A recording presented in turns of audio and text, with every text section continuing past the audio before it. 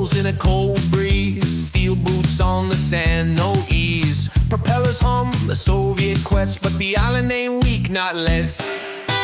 Hot tanks roaring loud and clear, zombie hula girls, no fear. Tiki terrors rise, eyes ablaze, Soviets drown in the island haze. Island don't surf, island don't win, Tiki terrors won't let them in. Hot tanks make the ground shake, zombie hula girls, hearts won't break.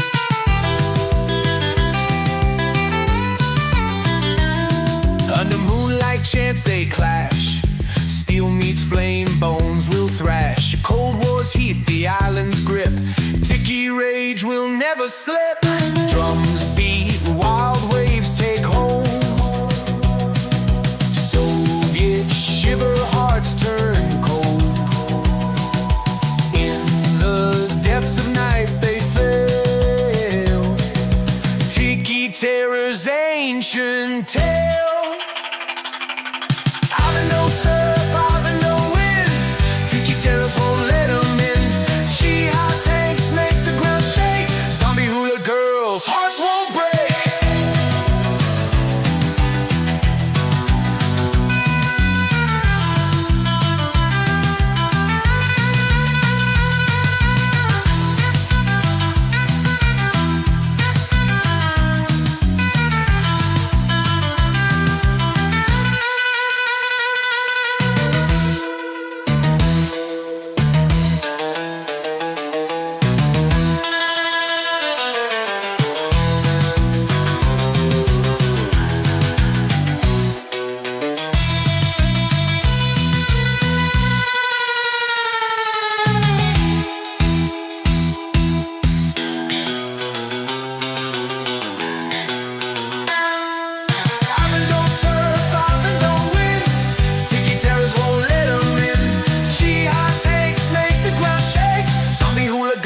Hearts won't break.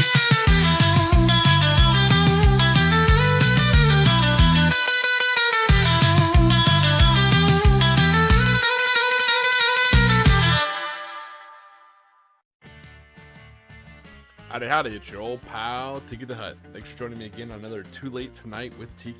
Speaking of late, I know. Shame me. I was a couple minutes late. I apologize. No excuse. Working it a while ago. I just stepped outside to have a quick smoke and relax. And took a look at some time when I was like, oh. So I ran back in.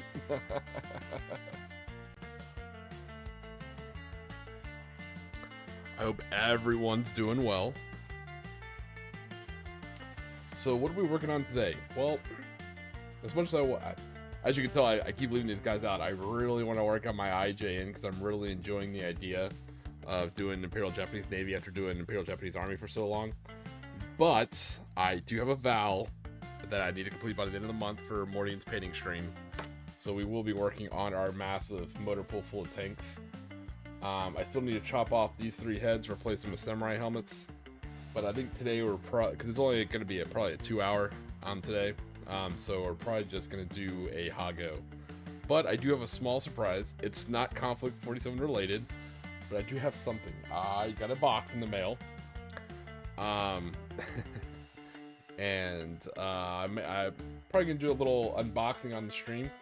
Like I said, I have 2 channels now. One's for Fallout, and one's for War Bolt Action and Conflict 47. So if I finish my tank, I may actually end up doing an unboxing for my Modifius Fallout Factions box, which is pretty cool. Alright, RK, take it easy, brother.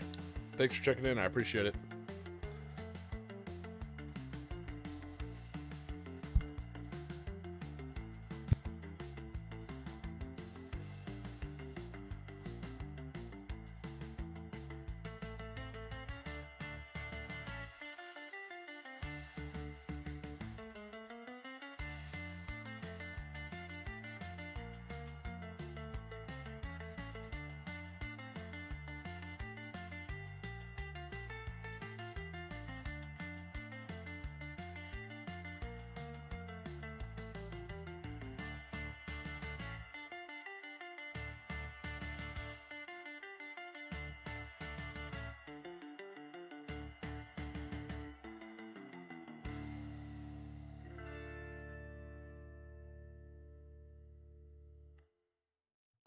Oh no! What happened, Sean? Were you not able to make it to the well, I'm glad you found the chicken. Were you not able to make it to the tournament?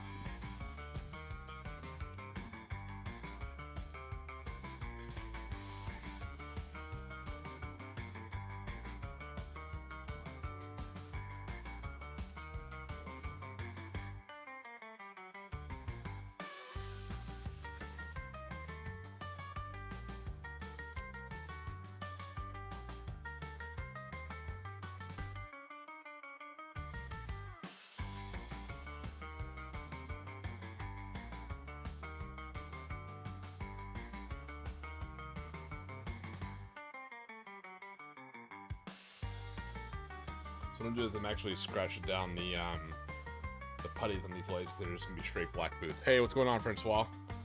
Stayed up to look for the chicken, couldn't get a nap in. Oh no, naps are important too. You can't overestimate the importance of a tactical nap.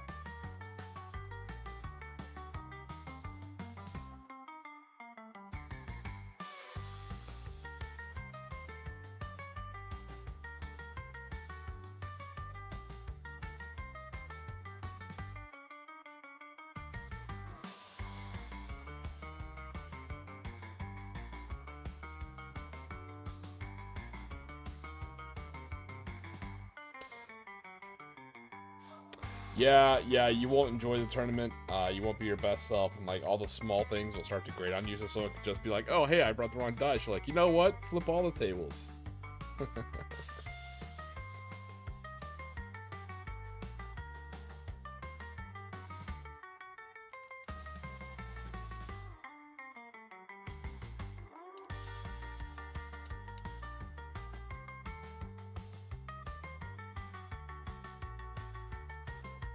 I think as tempted as I am to bust open the Fallout Factions box, I'm going to leave it.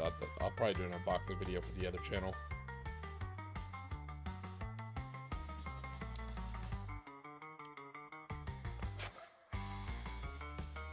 Alright, so what I'm doing is I'm actually kind of just taking a blade to the boots and to the putties, just kind of like filing down the putties. I think I would like to pick these guys to kind of get them done. I don't know. Actually, let me, if you guys happen to know in the chat, especially shooting this one over to you, Sean, as my go-to painting subject matter expert. Do you have a good, I guess, effects that you like to use for beach? Usually I stick with like my Citadel paints, like some of them are textured, but I'm looking for like, I think there's like diorama paint or something like AK or something like that. There's different brands out there. Let me know if you have a good one for like beach, like sandy beach. I don't want to use actual sand because then I gotta like glue it down, you know, make sure I cook the sand so there's no germs or any nastiness on it, and then put it down and then spray down it. It's a whole huge thing. I'd rather just have some kind of like medium I can put down, you know.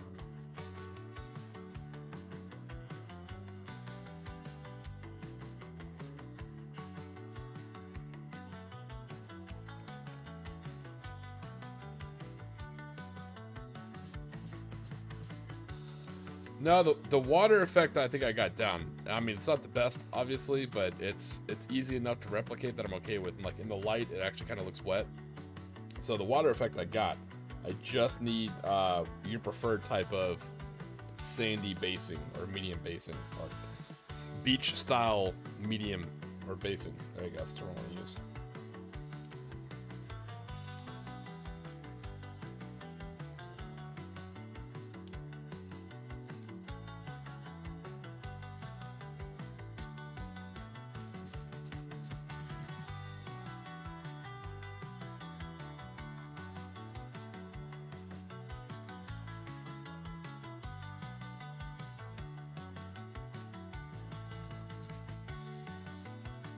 AK, yeah, that's what I'm thinking. They have everything. Sorry, in my head, I literally heard the line from Command & Conquer General, AK-47s for everyone, yay! Wow, what a classic game.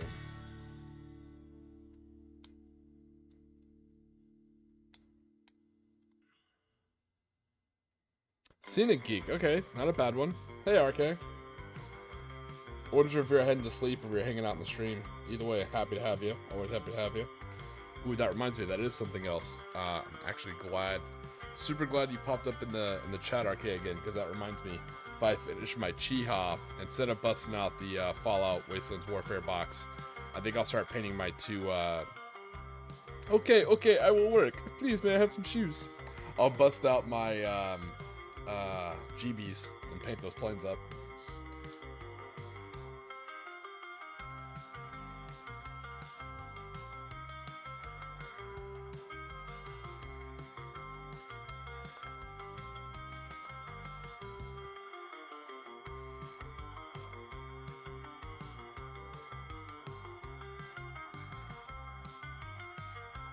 Also, there's a event coming up in May.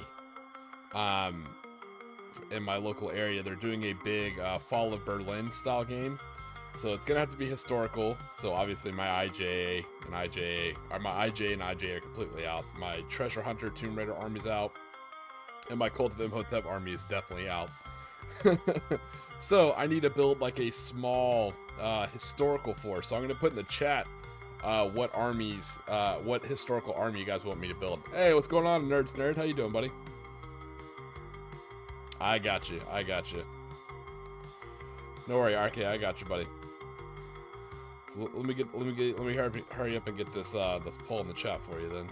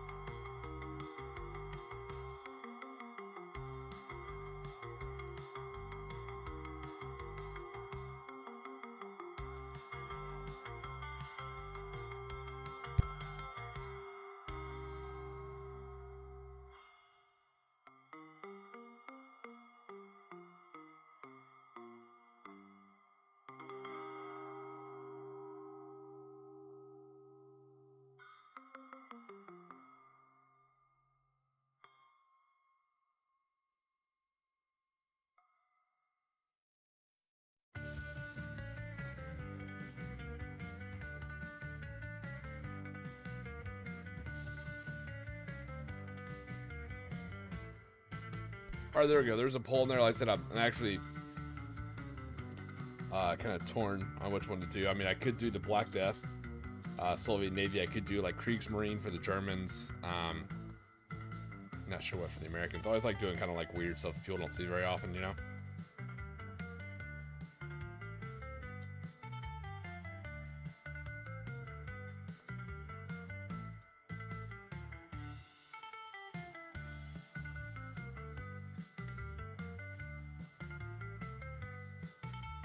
Like I said, RK, I love to use my treasure hunters, but that's something I noticed in the rules is, you know, they have points limits and platoon limits for Americans, Soviets, and Germans. But one thing I noticed, though, without getting too, like, you know, drama-y about it, is none of the factions can bring forward air observers, which I thought was weird.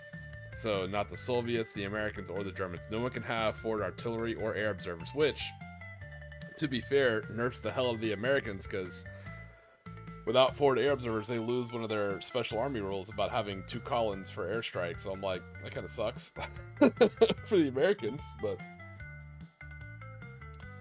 I'm not gonna lie, let you. You know what? Let me vote. Am I allowed to vote? Let me see if I can vote on my own thing. Okay, no, I can't vote on my own. So my vote is probably gonna go towards Americans. Maybe build an actual MP force.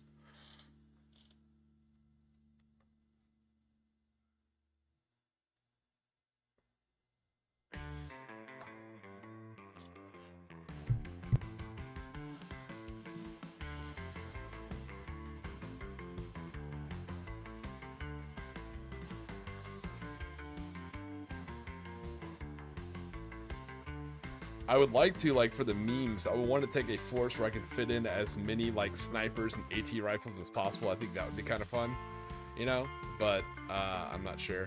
So I think about maybe building out a German army with a whole bunch of, like, I don't even think they called them 20 millimeters. I think they just called them, like, what, 2 centimeter flak 38s? You know, build as many, like, bring as many 2 centimeter flak 38s as I can, and bring a shit ton of just, I guess probably... have to use a lot of, yeah, I'd probably end up using a lot of recon platoons. I had to use 2 rifle platoons, a recon platoon, and a heavy weapons platoon, and bring as many snipers and AT rifles and all sorts of stuff. I think that'd be kind of cool.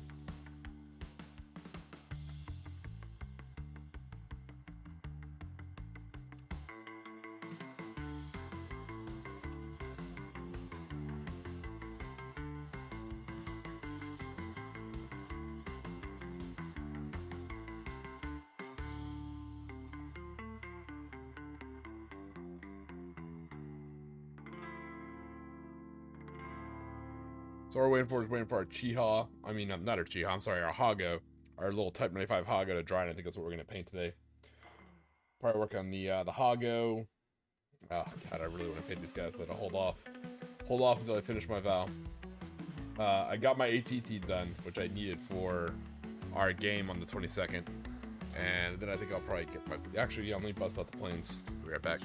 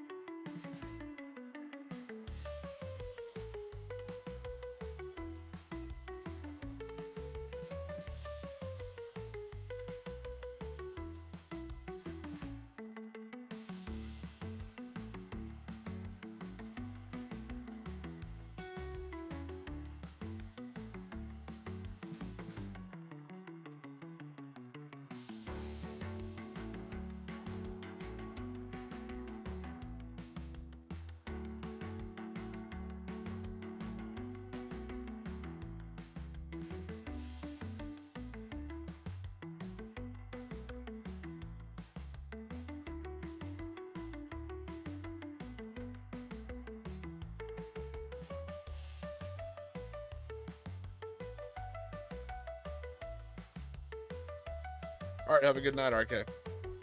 Yeah, so these are the little GB planes. Plan on having 2 for my Imperial Japanese forces, and then 2 more for my Treasure Hunter force. But if you guys haven't seen these are awesome. These are the Temu trucks. You've seen all like the bolt action Reddits and stuff like that on Facebook. This people talking about it. The cheap little Temu trucks. They are the perfect scale. They are absolutely amazing. I think I paid like $20 and I got like 16 in a bag or something like that. An insane number.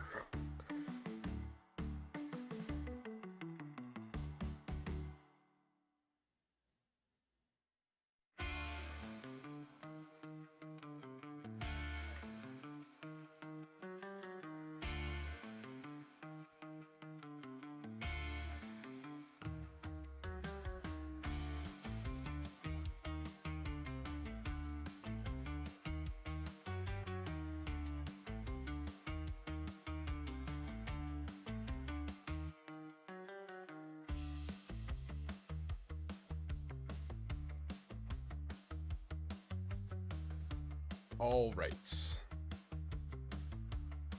take a look at this Hago, see if it's dry. Team with the hut.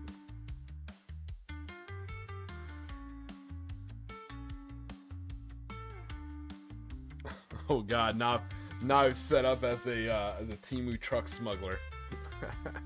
Yeah, it's hard to find the link because every time they put it up, like people will buy from it and then it'll get like shut down. They have to like shuffle around the link and keep changing names for it and everything. I just happen to be, so I am old.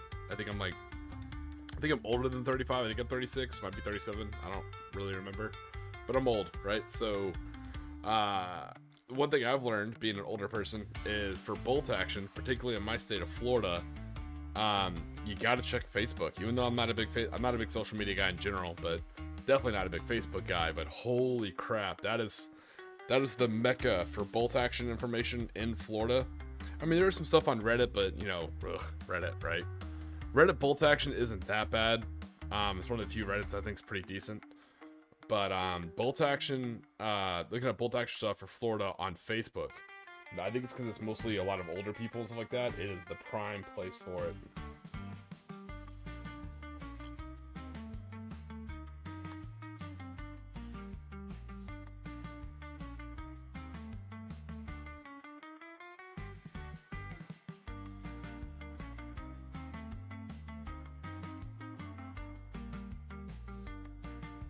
Alright, let's bust out this Hago. Still needs a couple more passes. Let me hit it with the primer for a little bit.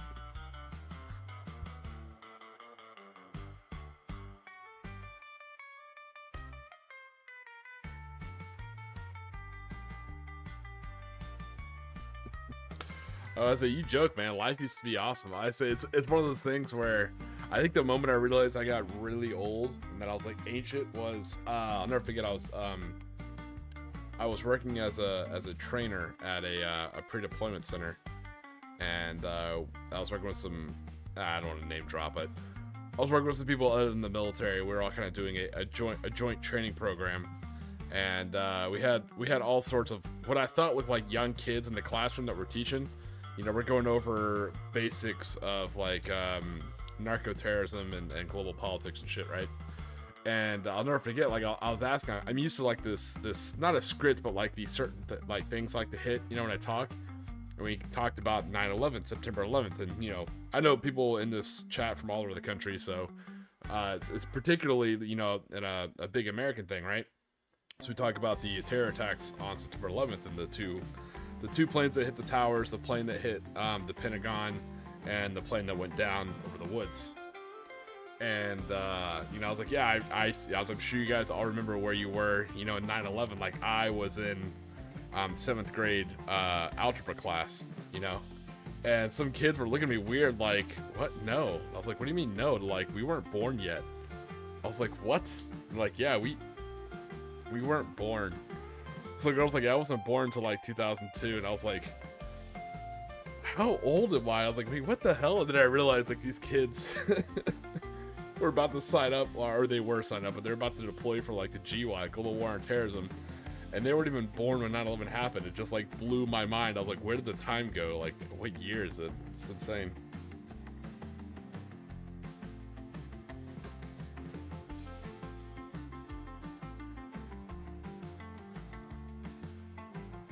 Joke's on you, Sean. It's hardwood flooring. No, I'm kidding. I don't know. I don't inspect, so we'll see. All right. Seems like we can never escape a little story time with Tiki.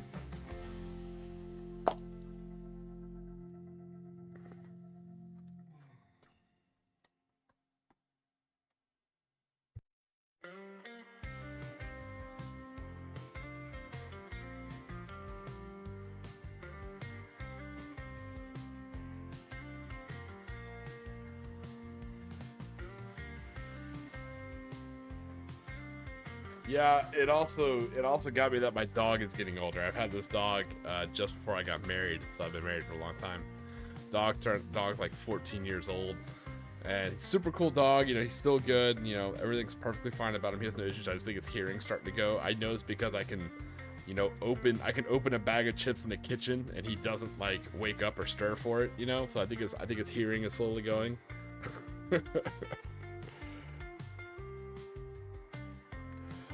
So no, I'm originally doing I just like Bee Gees. You know, we talked about the Rocketeer film the other day. So originally, it's actually kind of cool.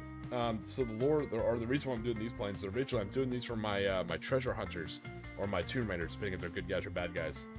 So the whole point is I'm going with the if you're familiar with the Crimson Skies IP, it was a tabletop game, then a computer game, then an Xbox game. God, I wish they'd bring it back. Anyways.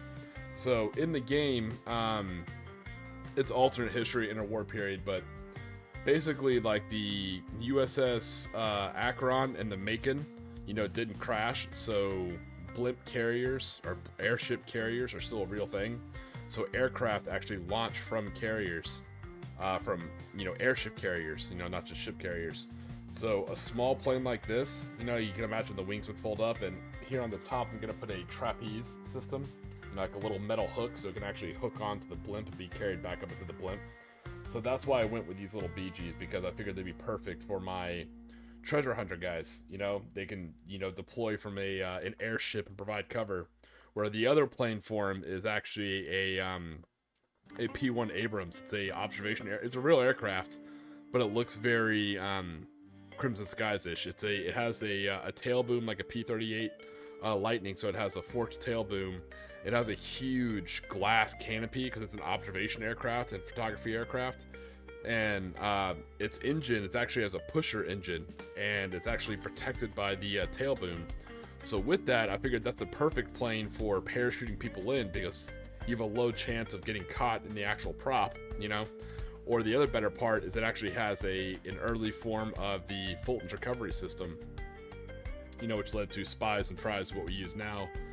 But they actually did have it way back in World War II, which is a lot more complex. But it actually has like a fork. I put like a two-prong collector on the front of the aircraft. There's no prop on the front because the prop is a pusher and it's in the back. So what happens is the treasure hunters on the ground, they can come across like an artifact.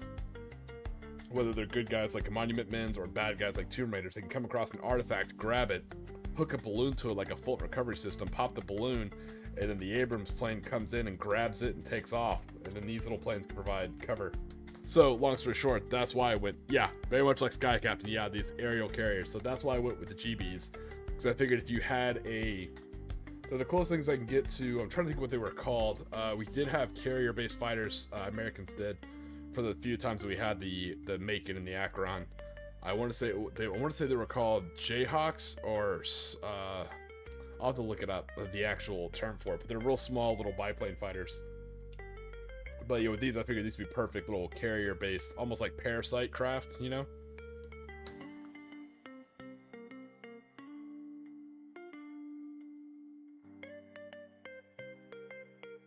But yeah, for the Imperial Japanese, that's the same thing I'm thinking. You're exactly what I'm thinking. I'm thinking these would be great for, if you're familiar with World War II history. If not, let Tiki drone on as he does. The I-400. So it's not a conspiracy theory. It was a real thing. A lot of people don't know about this. The Imperial Japanese Navy actually had I-400s. I-400s were submarine carriers. Yes, they existed. They were absolutely insanely cool. Towards the end, like I said, just like with the whole IJA versus IJN, the rivalry, the money going towards battleships, and there wasn't enough steel to build everything. So a lot of the I-400 submarine carriers got scrapped, and because they had such a large internal hangar space, they got converted to submarine tankers so they can refuel other submarines. Still a cool idea, but there was 2 completed I-400 submarine carriers. So they could launch and recover 3 float planes. They had 3 float planes. I think it was the Sheridans. Yeah, the Sheridans. They had 3 float planes that they could launch and recover that they carried organic to each ship, which is pretty cool. So if you're thinking about it, you're like, okay, 3 float planes, that's not enough bombs to really do any damage. I mean, yeah, you could bomb San Francisco, but you're just fixing the real estate. It's not a big deal. What could you do? So this is a very interesting story. What a lot of people don't know this. Some people know about Unit 731, one of the hellacious and horrendous things, one of the many things the Imperial Japanese had. So under the cover of a water treatment and disease prevention corps, kind of like a chem corps, they had something called Unit 731, who ran highly unethical but highly effective experiments on Chinese civilians, Korean and Chinese POWs, American POWs, basically anyone they wanted. So they conducted brutal experiments. Very good information was gained. It sounds bad, but it's important to the story later. They imagine BioShock, kind of like if you're familiar with BioShock IP. They ran experiments that were hellacious and zero morals, but you gained a lot of medical knowledge. One of the better examples is how to treat extreme frostbite. They were literally freezing the limbs of POWs and then breaking the limb off and seeing if they could attach it and save the limb. Insane stuff you should not do, but you can't deny the usefulness of the knowledge. It's just horrendous and literally the war crime. Anyways, the 731, they take notes on all this, right? It's important, it comes up later. So they were developing a biological, because they figured the best way to take out China and all the personnel is through a biological or chemical attack. And so we're trying to figure out, like, what's the best thing. They were already working with anthrax back then and different types of stuff. A lot of people know they came up with a flea bomb. Flea bomb is absolutely... Okay, I'm reading the chat as I go along. So the flea bomb was something they developed where they literally were cultivating diseases and mice using fleas, and they literally put them all into a bomb, would drop it and let it scatter, and let the fleas kind of scatter into the field. So when people move through the field, the fleas would get attached to all the the Chinese civilians and soldiers to start infecting them and stuff like that. Yeah, it was bad. They're doing that on purpose. So that was actually confirmed. And so when they realized that, and this is all related, I promise. So when you come back to the I-400 submarine carriers, they can only carry 3 fighter craft, which couldn't carry that much ordnance. Like, what's the best way to strike at America and do serious damage? Well, ironically enough, they had already tried setting the West Coast on fire, and they had a couple times. They were literally using balloon incendiary bombs that would float from Japan all the way across the Pacific, crash in the California countryside, and start wildfires. Even back in the 40s, the Imperial Japanese realized that California was terrible about, pruning their forests and getting rid of all the deadfall, and that it's basically a matchbox waiting to happen. Fast forward all these years, and it's still true, ironically. Anyways, so like, okay, firebombing isn't the answer. What about a chemical or biological attack? Like, yeah, so that was their weapon of mass destruction. They were actually developing chemical, biological weapons, and they were going to put them on those planes and launch them at America. Luckily, fortunately for us, what happened is the main guy in charge of the whole thing, he was flying back on a long-range aircraft, and we had broken the Imperial Japanese Naval Code. But the catch is, once you break that code, once you act on it, once we intercept or be somewhere they don't expect us to, they know we'll break their code and they'll change their code. So basically you get like one shot. So you have to make it worth it. It's kind of like the aim of the king, don't miss. So sure as shit, we got reports that there was an admiral traveling without fighter escort, and that's when we decided to break our code. So we dropped in some P-38Js, I want to say, long-range fighters. They shot down the plane, killed the admiral, and when he fell, the whole Imperial Japanese war machine just fell to infighting. You think the Army and Navy bickered before? It was all-out fucking war now, literally. That's where, like, the coup it was insane. So with that, luckily for us, their chemical biological program fell apart, and they didn't actually arm those aircraft with biological or chemical weapons. Allegedly, again, this is just what's been recorded in history, and I'll get to that in a second. So, towards the end of the war, before we actually dropped the 2 atomic weapons on the island of Japan, they launched the I-400 submarines. They launched 2 of them. Their target now is Panama. They're actually going down to the Panama Canal because they want to bomb and disable the locks for the Panama Canal, so if they can knock out the Panama Canal, because remember, this is right after VE Day, but obviously before VJ Day, so Nazi Germany already fell, so you have a shit ton of American soldiers with a shit ton of experience, including American Airborne, which the Japanese were not looking forward to fighting, all in Europe, about to come all the way back over to, Japan and start fighting in the Pacific Theater. So like, hey, if we knock out the Panama Canal, they'll have to take the long way around and go through like the Suez Canal and shit. So they launched the 2 I-400 submarine carriers to bomb and knock out the Panama Canal. Anyways, so the ships are on their way, 2 atomic bombs drop, Japan surrenders, the 2 ships surface, and they surrender over to the United States Navy. Per history, per what's recorded in history, is we sunk both of those submarine carriers. You have to remember, this is during the Berlin airdrop and stuff like that, frosty relations between the United States and the Allies and the USSR, and having 2 operational submarine carriers. You can remember, Operation Paperclip is still going on too, so we're still snatching up every kraut scientist that's ever touched a plane or a rocket. And the Russians, or the Soviets meanwhile, are snatching up every single German they can find that's ever touched a tank or an assault rifle. It's no shock that Soviet tanks and the AK-47 rapidly was developed, towards the end of the war. They grabbed their own German scientists as well. So anyways, so we're kind of doing this posturing for the Cold War, and we realized, like, hey, having 2 submarine, and we had to tell the Soviets about it, like, yes, we have these 2 Soviet carriers. So all the Allied nations, Great Britain, United States, all the Commonwealth nations, and the USSR decided it would be fair for everyone to sink the submarine carriers. At that time, they were considered a superweapon. Like, hey, nobody should have submarine carriers. You got to think about it. We had atomic weapons we just dropped on Japan. So if we had atomic weapons, what if we made them small enough to put on a fighter, and we could hide that in a submarine carrier? It would have tipped the balance and everything. It would have been really bad. So, for those of you joining, sorry, I'm taking like this huge tumble down history. So yeah, allegedly we sunk both those I-400 submarines. The reason why I say allegedly is you have to remember immediately after that, you know, a couple years down the line, about 10 years down the line, you start seeing missile submarines, because there's no point in using carrier-based submarines at that time when you could just launch a cruise missile. And cruise missiles are slowly becoming more and more useful, so that's why you start seeing the invention of ballistic missile submarines. They actually directly chase their lineage from the Imperial Japanese Navy I-400s. But, Tiki's origin story. I am not related to Operation Paperclip.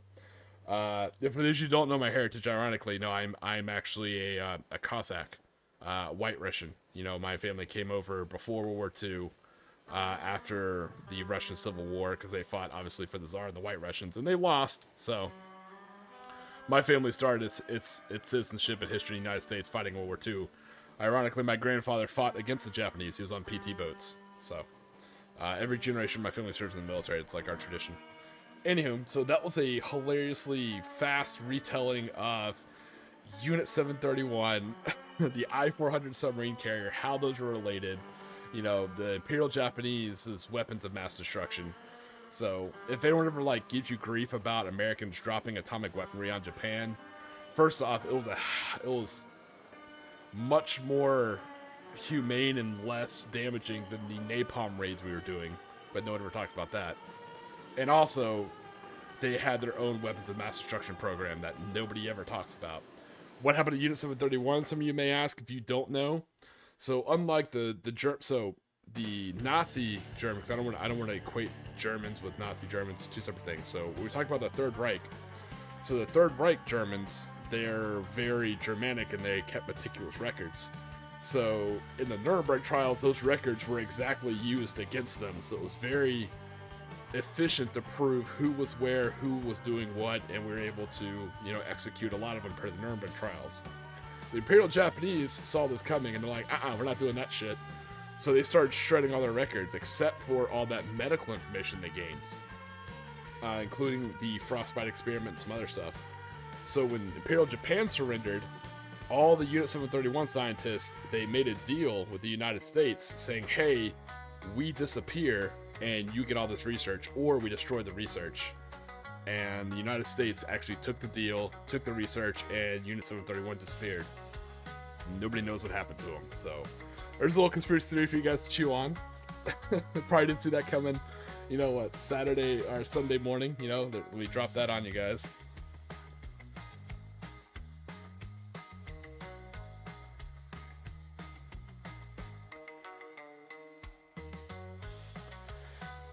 Yeah, HS is right. There were actually several Cossacks who fought. When you hear Cossack, everyone thinks, you know, Cossacks who fought for the Germans, and yes, that was true. There's also a lot of Cossacks who fought for the Imperial Japanese. They fought for the Manchurian, the puppet state in North China. And there's actually pictures of them in uniform. It's hilarious to see super tall white Russians in ill-fitting Japanese army uniforms. It's hysterical to see.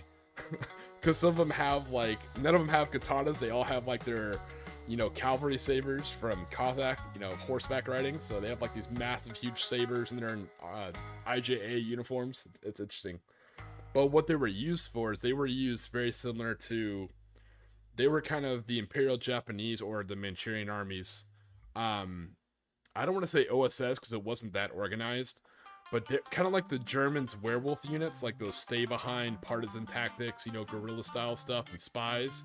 That's exactly what the Imperial Japanese and the Manchuria puppet state used the Cossacks for, because they looked and sounded Russian. So they would send them behind lines to just cause, you know, disturbance for the Soviets, you know, in northern China and Siberia. They'd fuck with supply lines, you know, sneak in, do saboteur shit. But the shitty thing, I mean, depends how you look at it. Imperial Japanese did not care about these guys. They were literally disposable. So every time they got caught, they just denied their existence and they got executed by the Soviets. So there we go, man. We covered Unit 731, Cossacks fighting for the IJA, flea bombs, weapons of mass destruction. There's so much cool stuff. I feel like the Pacific Theater really doesn't get as much spotlight when it comes to World War II education. one of the cool things I can tell you guys, and I looked it up in the local library when I went there. So when I went to San Francisco, I actually looked up, and it's true. They recently, in the last couple of years, uncovered a torpedo that was lodged in the banks right next to the Golden Gate Bridge. That torpedo was Imperial Japanese made. So that means some of their subs got close enough to launch torpedoes. Granted, they missed, probably because they're absolutely terrified and wanted to like beat the feet and get away from the harbor. But Imperial Japanese Navy actually made submarine attacks in San Francisco. Luckily, they missed. So there's a whole bunch of cool stuff that no one really talks about, sadly.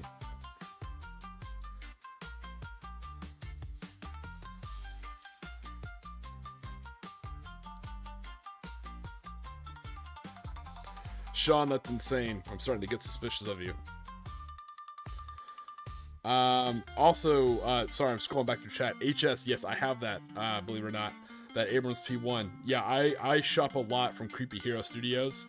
I'm not affiliated with them in whatever way. Like, I'm not even quote-unquote friendly with them. Like, I buy a lot from them, but we've never actually exchanged it for, like, we never, like, chatted. Some of the other Etsy stores I talk to are super friendly. We chat back and forth. But I buy a lot from Creepy Hero Studios because I play Gaslands. If you ever want to do Gaslands, super easy to get into. You just buy some Matchbox and Hot Wheels cars and you're good. You don't even have to paint them. I paint them and I order, 15mm vehicle upgrade parts from them, 3D printed. And so I shop from him a lot. A lot of my Treasure Hunter and Tomb Raider models, like my more unique models, actually came from his Etsy store. So yeah, it's actually where I get a lot of my planes and trucks. Oh no, HS, this thing was hardline embedded in the bank. It was actually, they chased the trajectory and everything. It was shot directly into the harbor. They just happened to miss and go right into the bank. Like, it didn't like float and get stuck in. Like, this thing was embedded into the bank.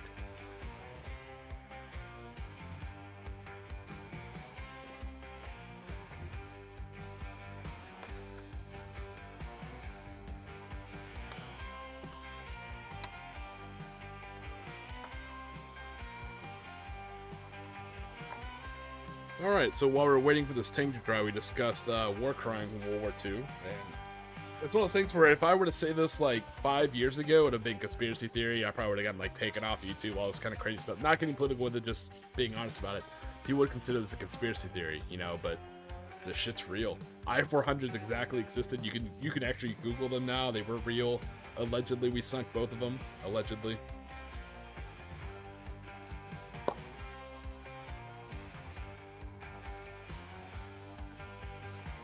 Like, if you talked about Operation Paperclip like 15 years ago, people would think you were crazy. And now it's just like common knowledge, how much sauerkraut was served in the chow halls at NASA is a little crazy. You go visit, and again, I worked for the Space Force, or I worked in the Space Control Squadron in the Space Force for a couple days when I was in the Guard, but we always joked around about that.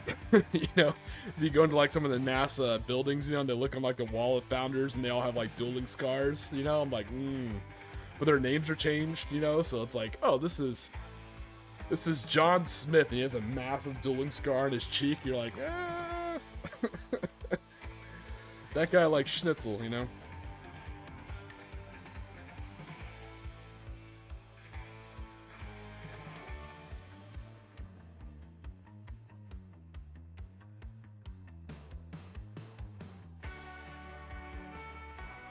Yeah, for Conflict 47, I would really like to see the Imperial Japanese for Conflict 47 come out with their own type of monstrosity as far as DNA tampering, like how the Germans did when the Germans kind of share their rift tech with them. I think we talked about this on the channel. What I think would be really cool to see is if you guys are, I'm not promoting the game, but Rattenreich. It's a game that's currently being made. It's a RTS, alternate history, World War I, World War II. The German, it's kind of like, I guess it's kind of like Redwall, if you remember those books. The Germans are rats, the Americans and British are mice, the French are cockroaches, and the Japanese are like Komodo dragons. It's weird, I don't know, it's like a furry World War II, but it kind of gave me an idea where I think that would be the preferred animal for splicing for the Imperial Japanese for Conflict 47. I'd love to see him do, because you can think about it, you know, what could they take, you know, to not just China, but also to like all the different islands. So I figured they'd need to splice either like a caiman or a crocodile, or they need to splice like a Komodo dragon. Like, imagine what I would do for them is imagine like Imperial Japanese Navy, like the new SNILF or their new Marines are actually, you know, like how are basically like lizard folk, like Imperial Japanese lizard folk. That would be awesome.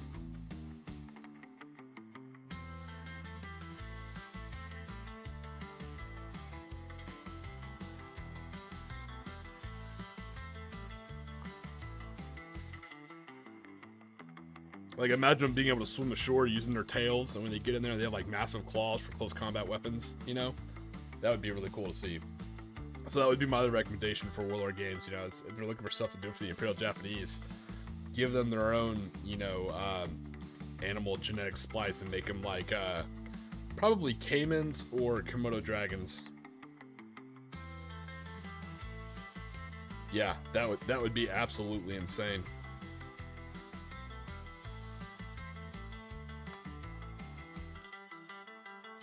With like, you know, they have like compression rifles and stuff like that. Oh, dude, they'd be deadly.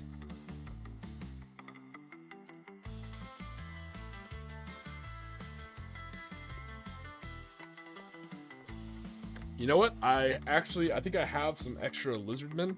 Wargame Atlantic. You know what? That's what we're gonna do. So shall it be said, so shall it be done. New project for the channel. Once I catch up on once I finish my Val and I paint, you know, I start working on my Imperial Japanese Navy, I will actually build some Komodo commandos for Imperial Japanese Navy. We'll actually make our own, you know, Conflict 47 lizard folk, just for fun, you know.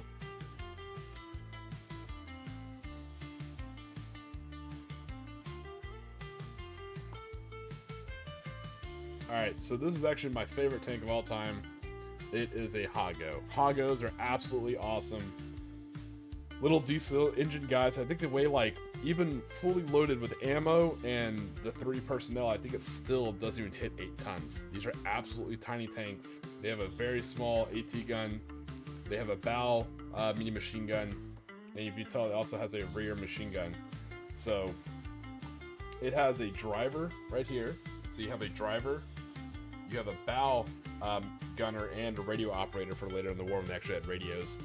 And the tank commander himself actually operated as the main gunner, and he also had his rear MMG.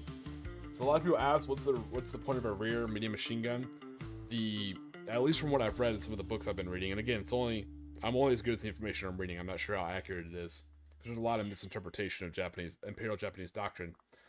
So I think the Soviets had some of these too, these rear mini machine guns. They were really good for anti-air purposes. So as you're rolling in a convoy, you could stagger your turrets. You know, you could still cover multiple. So as you're rolling in a convoy, you know, if you have this gun's pointed forward, your bow machine gun forward, the main cannon is pointed out like anywhere from the 9 o'clock to the 12 o'clock. That means your machine gun kind of covering the other side, so you can kind of turn between the two if you need to and supply some type of fire to, you know, keep the Chinese warlords and their partisan forces from taking out your convoy.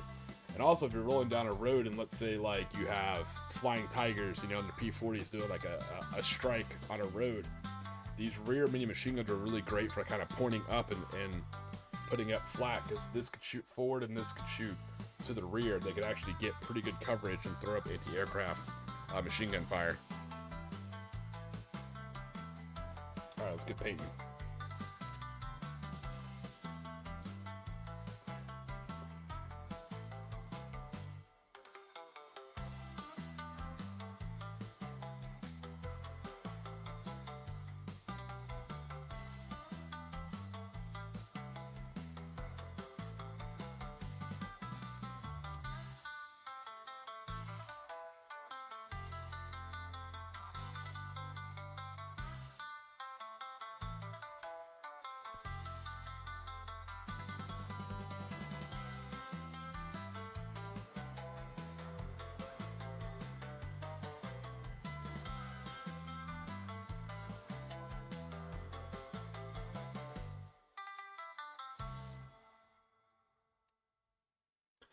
So I've already kind of talked y'all's ear off, which I appreciate leaving in your ear. But what are you guys working on? If anyone else is building or painting models, I'm glad you caught your chicken, Sean, but I'm sorry you weren't able to attend your tournament.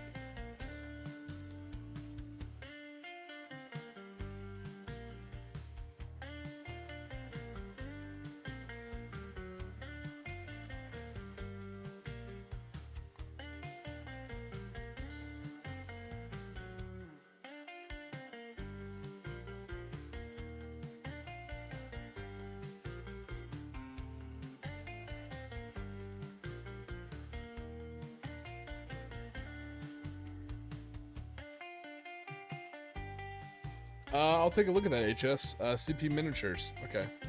Atlantis Imperium. It's one of the other armies I thought about building for Conflict 47. Speaking of introducing new units, is I was going to make a all-heavy infantry American unit. You know, not that many models. It's just a whole bunch of squads of heavy infantry plus heavy infantry anti-tank teams with super bazookas. But I was going to make them American Navy, and I was going to make them using Bioshock models, Bioshock 3D prints. So they're gonna be, you know, like big daddies and diving suits and stuff like that. I thought that'd be kind of cool.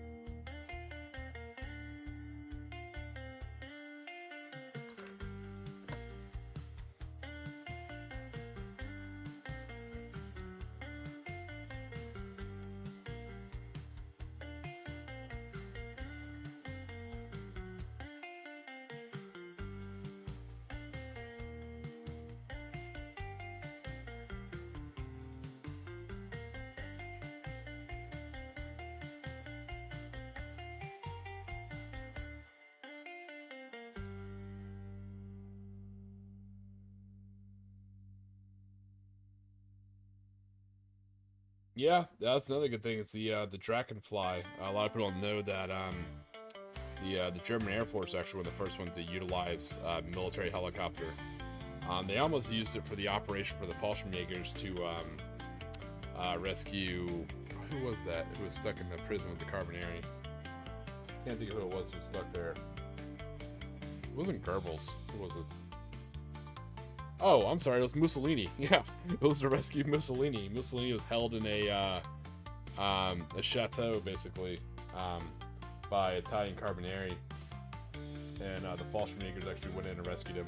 They're supposed to use the new Dragonfly, the new German helicopter, but the weather was so bad they didn't want it to crash, so instead they just ended up using a stall, a short takeoff and landing aircraft.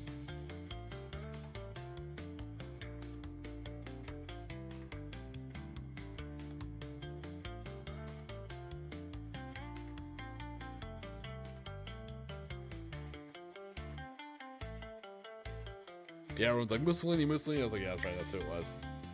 I was one of those assholes, couldn't remember who it was. That's right. He was when I got captured.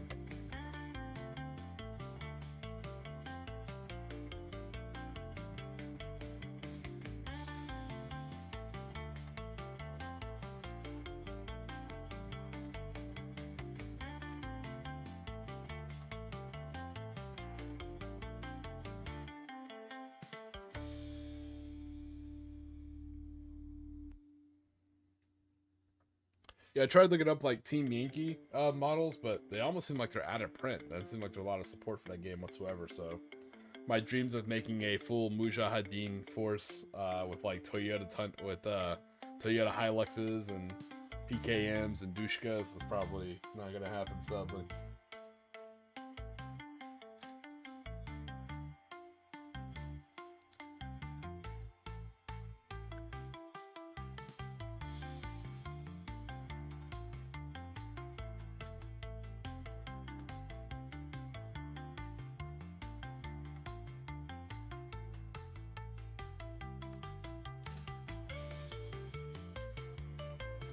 Oh, the weather's getting warmer down here, so it's starting to get mosquitoes.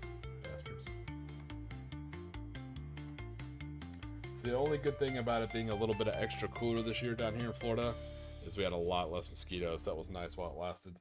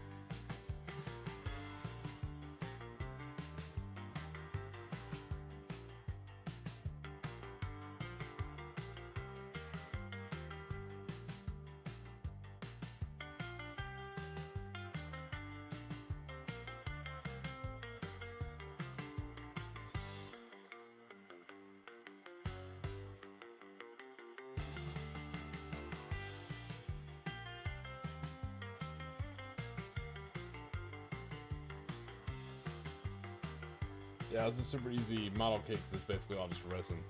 If you're wondering why the little Hagos are so expensive on their websites, because it's all just one big ass resin. Not like the cheap. That's why it has so many Chias, because they're a shit ton cheaper. They're plastic. You know, these Hagos, just big old resin block.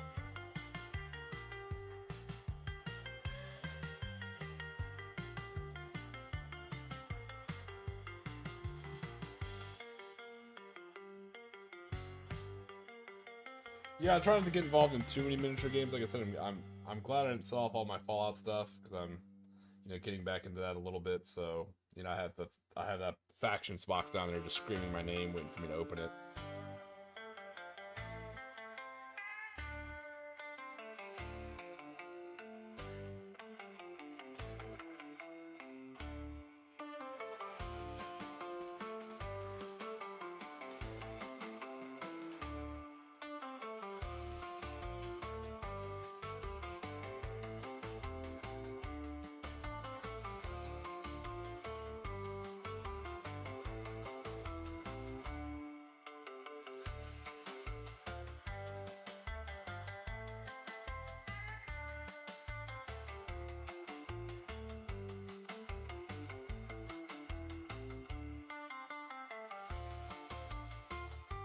Yeah, sorry I spent so long talking and not painting. I know we only have 2 hours tonight. I didn't mean to bore you guys the first half of the stream just going off on one of these, World War II history rabbit holes, but I always find it interesting because it's not often covered or talked about,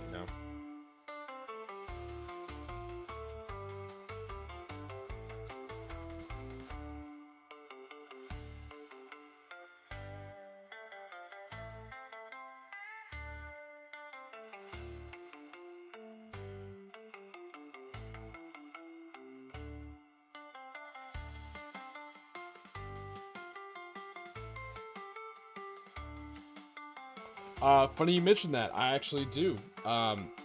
HS, I haven't painted him yet, but I have him ordered and he's coming in. So if you guys want to know how to make your own official Tiki the Hut model, if you want to include them in your army, just go to, I use North Star. Go to North Star Miniatures and look up Pulp Miniatures. Now in Pulp actually, I'm sorry, no, I'm thinking the way wrong thing. It's not a Pulp Miniature. Go to North Star Miniatures and go to sorry, it's Frostgrave Ghost Arpelago, right? Now there's individual units for that as well, and one of them is a little tiki shaman. He has a huge ass mask, and he's like kind of standing with one leg kicked out.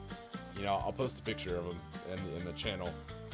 But that's the guy I plan on using as a medic, or as a probably more likely as a commander. So I plan on modeling him with a submachine gun for bolt action and an assault rifle for Conflict 47. But yeah, if you want to include him in your army, I'd recommend just giving him like a pistol or nothing and just putting him as your medic.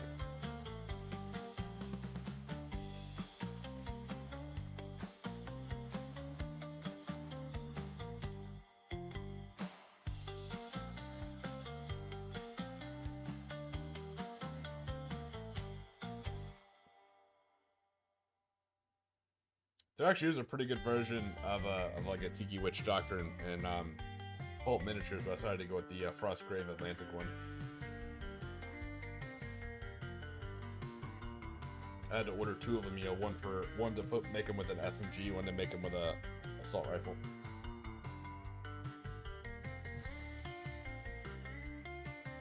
Yeah, I played Conflict 47 a couple times, then I went back and read the rules and realized that for Imperial Japanese officers, you can actually have the option to take them with assault rifles. I figured they have like captured AK-47s, so.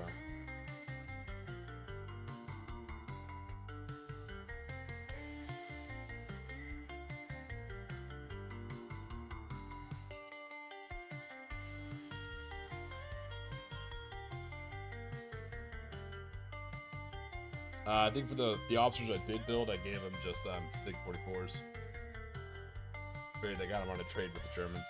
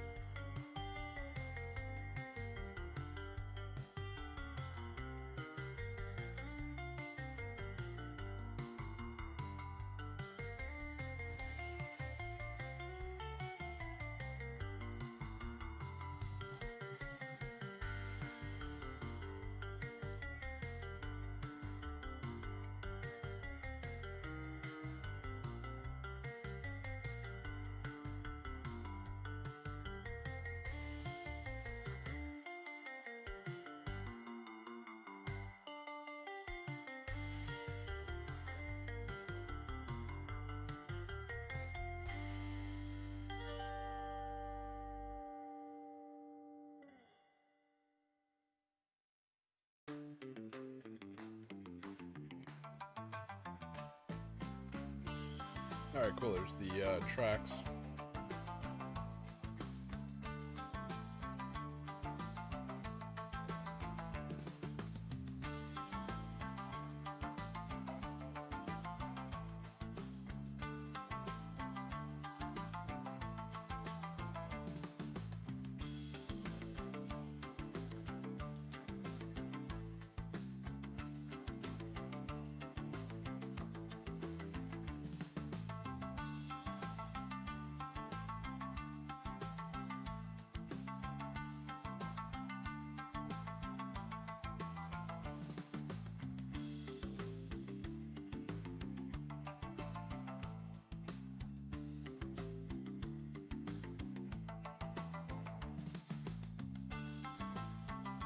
Yeah, if you've seen those Timu trucks, man, they're a good deal.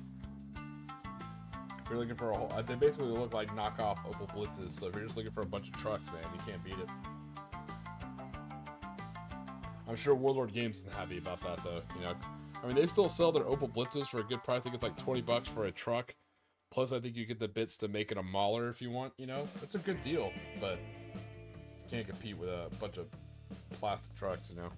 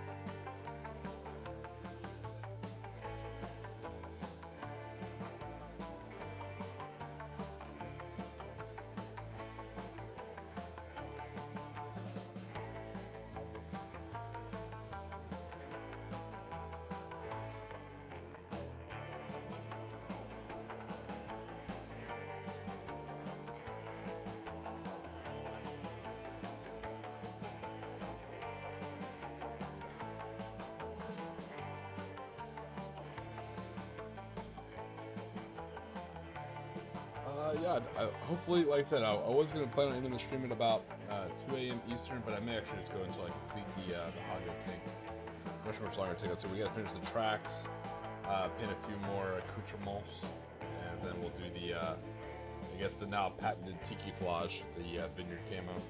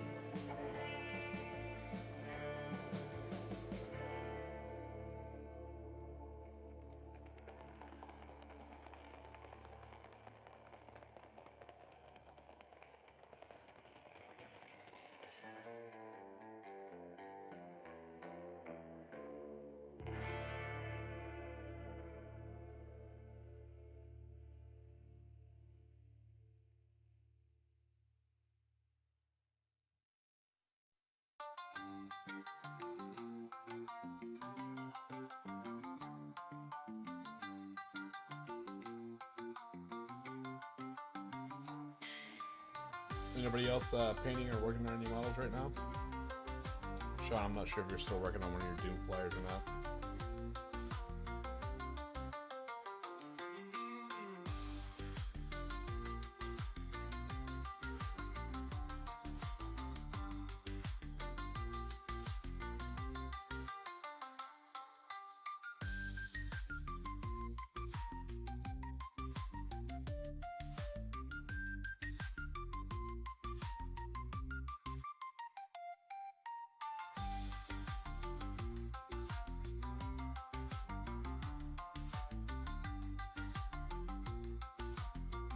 She's telling I'm painting these like real fast and loose. I'm just getting the paint down on the treads. Then I'll go back and fix the tan parts that I painted over that I got it on like the actual body and stuff like that. A lot of this won't be seen while the model's on the ground, but I like painting it.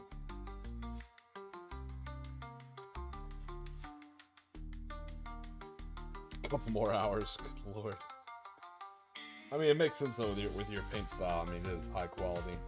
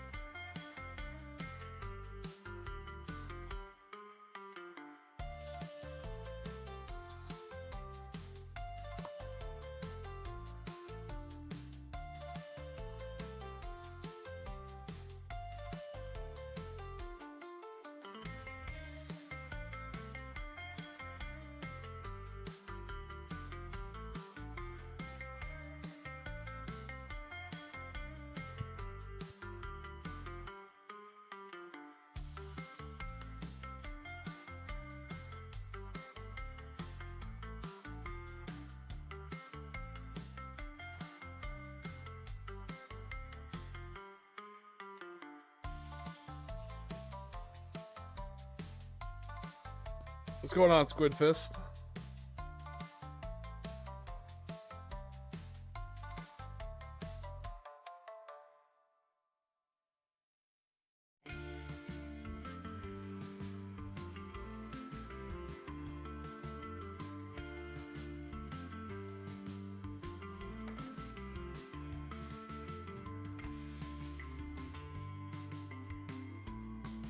Well, Sean, they answer your question. Plenty of things that'll probably get you arrested. You know the old saying, nothing good happens after midnight, except for model painting. And apparently, going down a rabbit hole of World War II histories and possible conspiracy theories. But other than that, you know.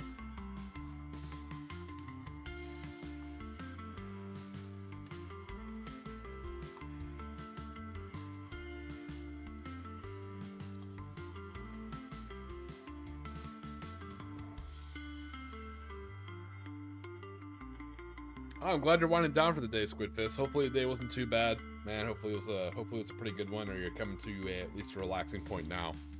Welcome to the stream, man. It's definitely what it's here for. You know, the whole reason why I pick these hours, it's after work, because a lot of times I either work a night shift or a day shift. I keep jumping between the two. It's part of my job to cover down where needed. But this is after all of my shifts, so no matter when I work, I still have this time is protected, you know. And also, like I said, like many of you other guys talked about me being old, but I grew up watching, you know, Adult Swim on Cartoon Network, so it was always kind of cool to have on like that program that came on like super late at night, you know, when everybody else is asleep, and something you could watch and enjoy. So I try and get that the same time slot as Adult Swim. I don't really have the same energy, you know, as Toonami, but that's what I'm kind of going for, is the whole Toonami Adult Swim kind of feel.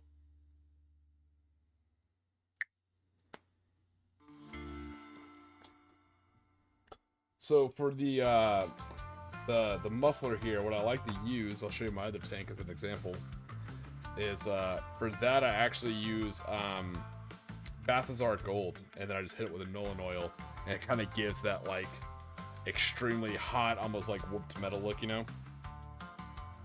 Oh shit, sorry to hear that, Squidfist, but like I said, I'm with you, man. I'm glad it's over for you.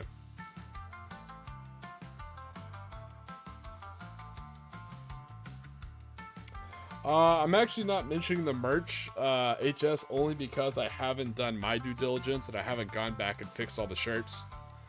Once I fix all the shirts and once everything's back ready on the site, I'll start plugging it again. I think right now the only thing that's available are the hoodies and the French Resistance shirts.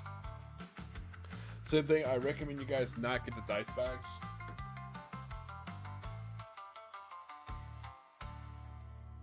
I like the dice bag, but unfortunately, the messaging got kind of like, I had to move the messaging up because it got folded into the dice bag. I don't know if it's just my example or if it's everybody's.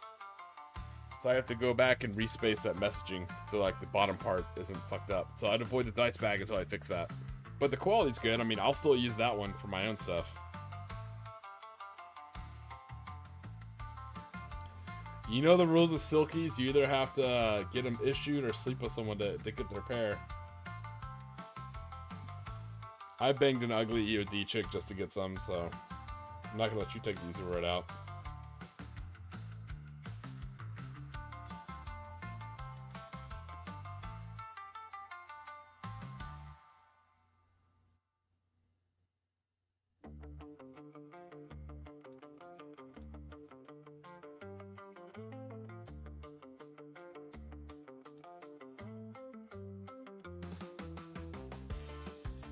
Ooh, that would be a good one, a beer cozy. That is a solid one. That is good. I do have a mug. It's, for whatever reason, a coffee mug is like stupidly expensive. So the pricing on the website, I put it as low as possible where it still generates a $1 quote-unquote profit. And that profit you can see on the screen goes towards the Clash of the Caribbean fund for like prizes and stuff for people while they're on the ship, so I can buy everybody like drinks and pizzas and shit like that. Like, I don't profit any of it. It stays in a fund and it'll only go towards the tournament. But for whatever reason, that coffee mug's just like stupidly expensive. Oh wow. I can't say because I personally own it. Like I said, I'm not going to recommend anything on the site that I don't own myself. I haven't got a t-shirt yet, but I did get the hoodie. The hoodie is nice. I like my hoodie. It's the green one. I wear it anytime I go and play bolt action in my local area, so hopefully that's not considered too douchey, you know?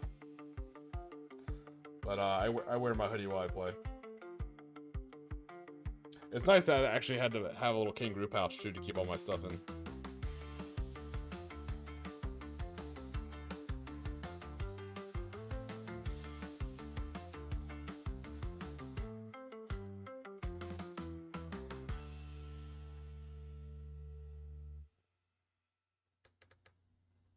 I'm turning the brightness down so you can see how that muffler's turning out. Yeah, I think it's one of the paint colors for Citadel that not a lot of people use. I don't hear a lot of people talk about it. I've always loved it, and that's everyone talks about like Scorpion brass, but I really like Balthazar's gold. You shake it and you get the consistency and the color right, and it's really good for painting brass ammo. So like if you have Chaos Cultists or Heretical Marines where they have like those belt-fed bolters and stuff like that, or they have like heavy stubbers and like, you know, you want to do your brass to the grass, links to the sky kind of thing. It's really good for brass, like ammo brass, like casings.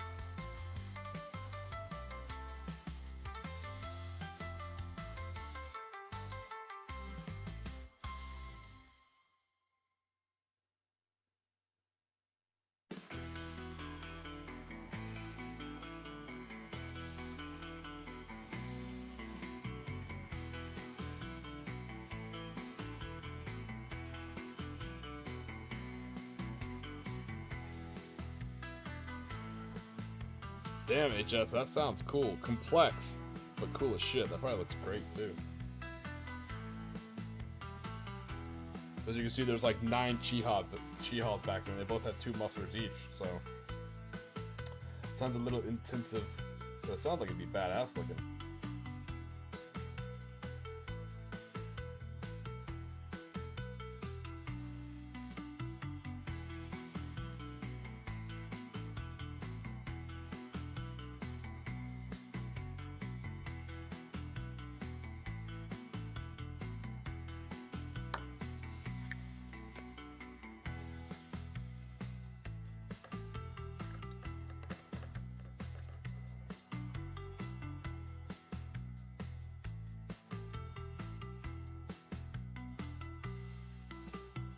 Repetition grasshopper.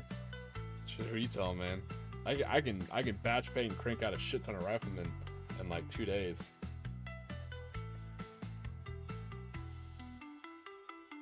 I'm kind of sad. I'm excited to see how everyone voted in the poll. Kind of sad it's not something I can bring my Imperial Japanese to. I'm hoping they do like a big Burma game or something like that, or a big, you know, Pacific Theater game, so I can just bring literally all of my Imperial Japanese and just loan models out to anyone who wants them. Imagine showing up with literally 9 Chiha tanks, plus Hagos, plus Type 92 tankettes, 4 AA trucks, multiple machine gun trucks. It'd be absolutely insane. That's not even counting the Conflict 47 stuff. That's just my actual IJA stuff.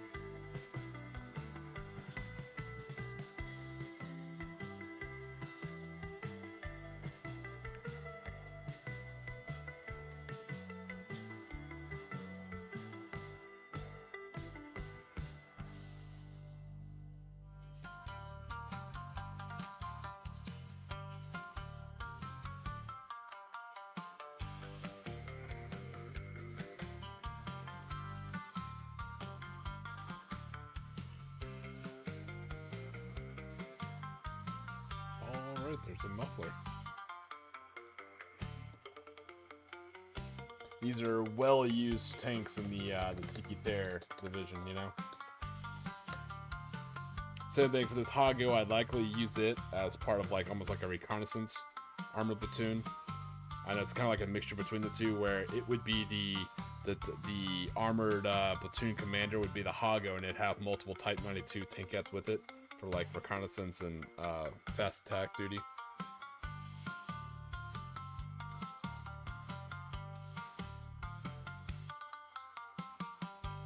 Yeah, that's an interesting thing, HS. I'm kind of curious to see what the answer is as well.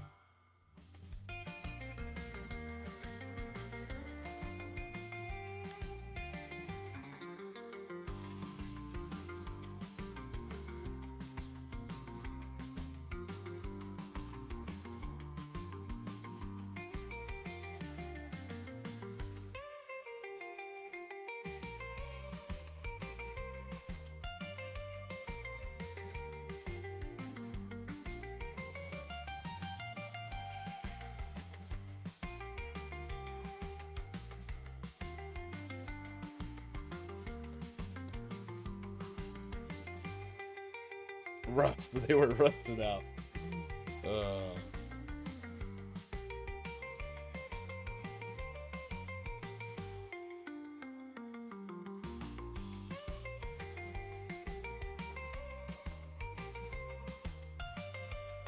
You're gonna paint the toolbox full on green.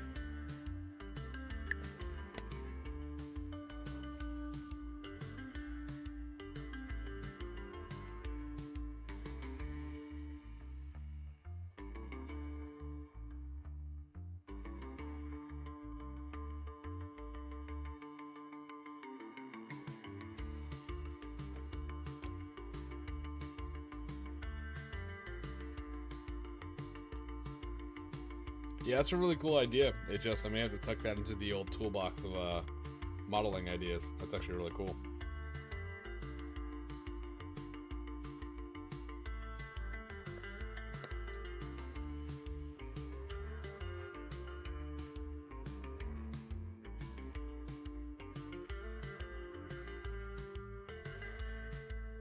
I say that as I paint a toolbox. Yeah.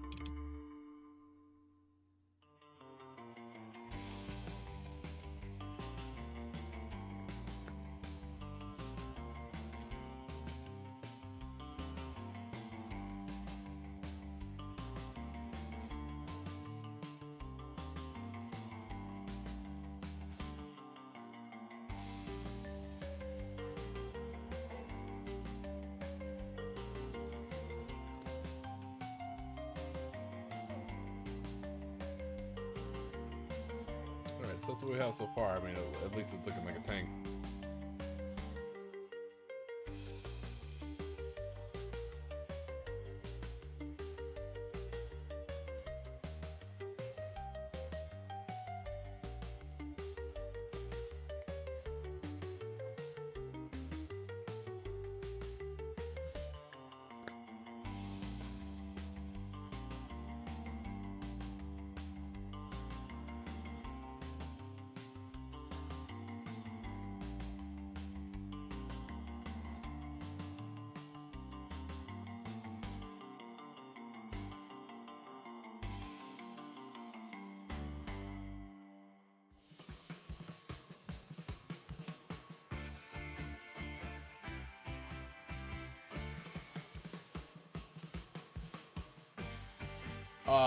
Yeah, I want to say it's a low velocity 37 millimeter, good eye, and then yeah, in the rear is a Type 97 mini machine gun.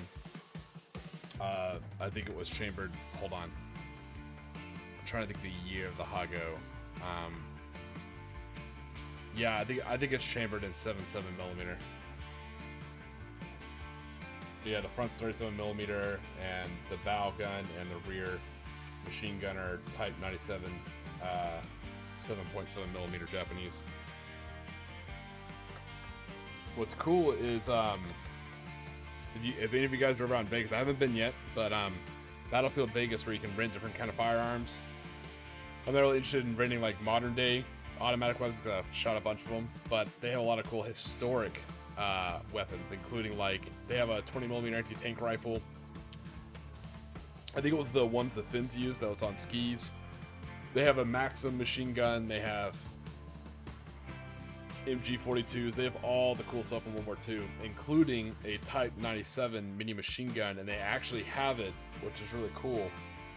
They cut it out of an old beat-up tank that wasn't salvageable, so they actually cut out the bow mini machine gun mount from a Type 95 Hago, and so it's the special tanker configured Type 97 mini machine gun. So what a lot of you guys may recognize the Imperial Japanese Type 97s and Type 96 mini machine guns is they installed long ass scopes, and I do mean actual glass like scopes on them. So their mini machine guns they would almost use, because they were mag fed, 20 rounds. They'd almost use them almost like I don't want to say like designated marksman machine guns, but more like counter precision engagement, like CPEC style machine guns, if that makes sense. So it has like the whole full tanker configuration of like the short but padded stock, the full long scope, and everything. It's pretty cool.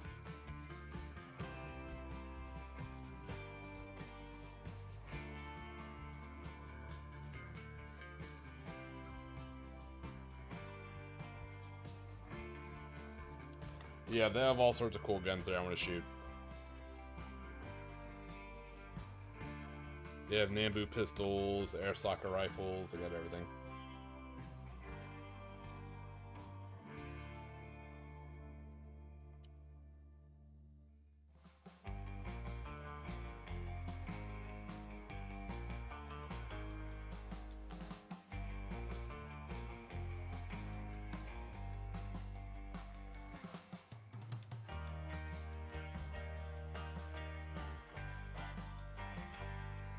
And I think I actually used the wrong quote-unquote like turret hatch, but again, I'm not super picky about that. If anything, I like this one better because, you know, especially hanging out the cupula, you know, you kind of want the hatch at your back to kind of give you a little bit of protection.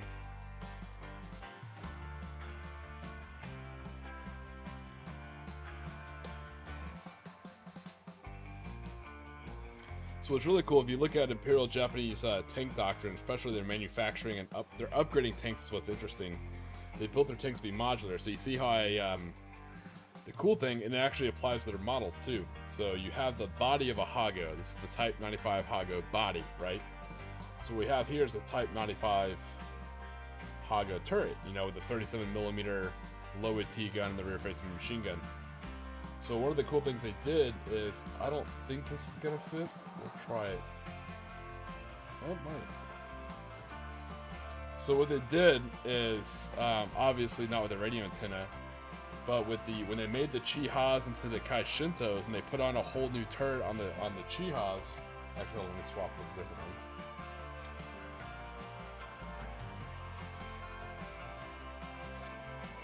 Here we go. It's the same thing. You can actually, it's cool. It works with the models too. They took the turret from the Type 97 Chihas, not the Kai Shintos, because remember the Kai Shintos will actually have a different body as well. The Kai Shintos won't have like this wasp style body. It's a different type of body. But they put on the big old Kai Shinto. Yeah, here's a Kai Shinto. Actually, hold on. Let me show this a little bit better on camera.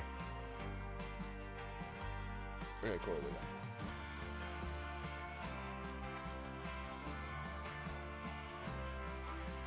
We got a little bit of time to show this, and I'm kind of a nerd, so I want to.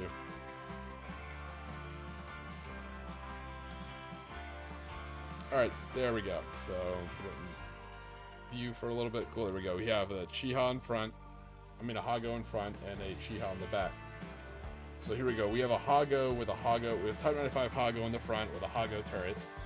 We have a Type 97 Chiha with a regular Chiha turret. This is the light howitzer they talk about. This is the 37mm light AT gun. So when they upgraded the Type 97 Chiha to the Kai Shinto, so ignore the compression cannon, but imagine a medium AT gun. So they made a new turret to go on this tank with a medium AT gun. It was obviously an upgrade over the, you know, lighter cannon that they had.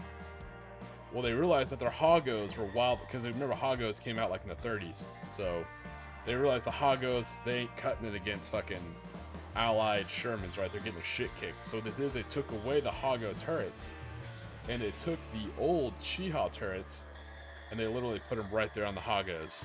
And those are the Type, I think they're called like Type 4 Kenu, Kenu. So it's definitely an option you have for a light tank. You can actually run a, you'll see them, usually there's no one poking out of the turret. It almost looks much more streamlined. It's like they look very turtle-y. Makes the Hago look like a turtle. It's got this very streamlined small turret on top, but it's an old Chiha turret. So that's one of the really cool things about running Imperial Japanese Army and Navy tanks for bolt action, is just how it was in real life. Historically, the turrets are literally swappable.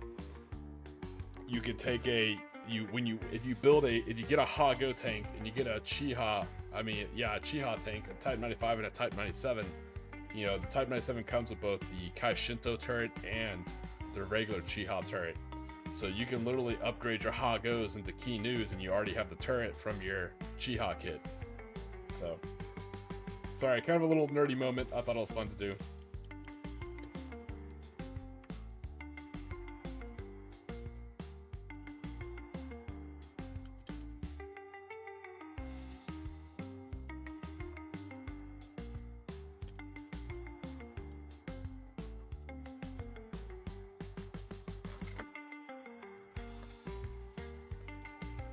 Let's get back to painting.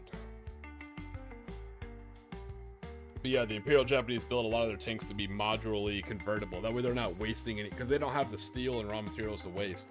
So they can't just let all those Chiha turrets go to waste. Like, fuck it, put it on the Hagos. We'll make the Hago marginally better, so hopefully it's more of a fucking road stop. Or roadblock.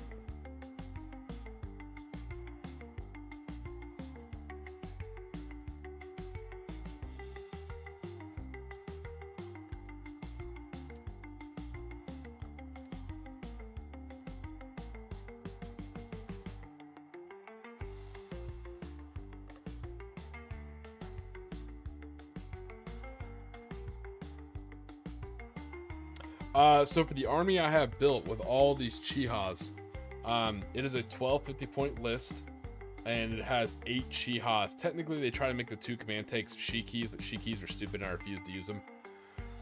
So what it is, yeah, it's 2 armored platoons, but I can only fit 8 inexperienced Chihas. I can't fit any more than that, sadly. So each, it has 2 infantry platoons, because you have to have your infantry platoon for your armored platoon tax. So each infantry platoon has a Kempotai, 1 officer, regular, and then it has 2 militia rifleman squads, 2 5-man militia rifleman squads per platoon. So it ends up being 20 militia rifles, 2 regular officers, 2 inexperienced Kempotai, and then 8 inexperienced Chihas. And that's why you have because it's 2 platoons, you're going to see 2 command Chihas. The command Chihas will have the radio antenna hoop on the turret, and you'll see the commanders also have the emblem on top of their helmets. So here's a finished command Chiha. You can tell he has this little golden emblem on the front.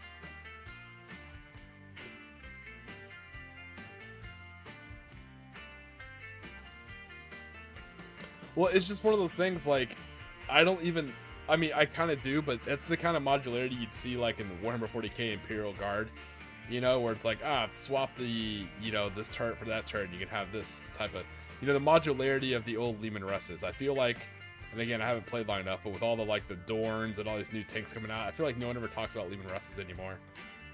But it just reminded me of this. It's like, oh, yeah, you know, pop that off and pop on that turret. It's just a really smart idea. Like, hey, we have a whole bunch of these Chiha tanks, or these Hago tanks, and are not very good, right? They're great at infantry support, you know, like fighting in a town or something like that, but they're not very good. It's like, all right, well, we have a whole bunch of extra Chiha turrets because we're upgrading those anyway, so... And they kept all those on Japan. They rarely ever sent those off the island. So they just took a whole bunch of... They just ship out the turrets, and they, you know, Hagos, they'd rip off the Hago turret, throw on a Chiha turret, and make it a little bit better. Still wasn't very good, especially not against Shermans, but it's all right.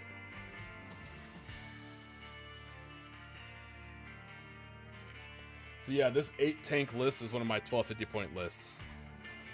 I think it'd be interesting to play against. I don't think it'd be very good because I said all the tanks are inexperienced. The riflemen or militia wouldn't be very good, but it'd be interesting. Yeah, it's exactly what it reminds me of, Sean. Either the way the Israelis approach their tanks, or what a lot of people don't know, the way the Turkish approach their aircraft. So it's one of the cooler things to fully geek out on you. If everyone's familiar with an F4 Phantom, right? Big ass, huge lead sled, dual engine, very fast aircraft. Very big, very fast fighter aircraft. But they came out in the 60s, right? So Japan no longer uses them anymore. They just phased them out a couple years ago, but the Turkish Air Force still uses these Phantoms. So you're like, why would you still use a big ass Phantom? That's stupid. Well, there's a shit ton of room in the airframe. So for these originally F4, these fighter 4 Phantoms, they ripped out all the old 1960s avionics and they replaced it with brand new stuff. So now they use them as electronic warfare aircraft. So now these Phantoms are fully kitted out with all sorts of badass electronic warfare stuff. So they're doing like Wild Weasel, you know, Seed style, AAA suppression style missions. It's pretty cool to see older tech be improved and revitalized and sent back out again. But yeah, the Israelis, they kitted those Shermans out. Those things were deadly. It's always cool to kind of see that.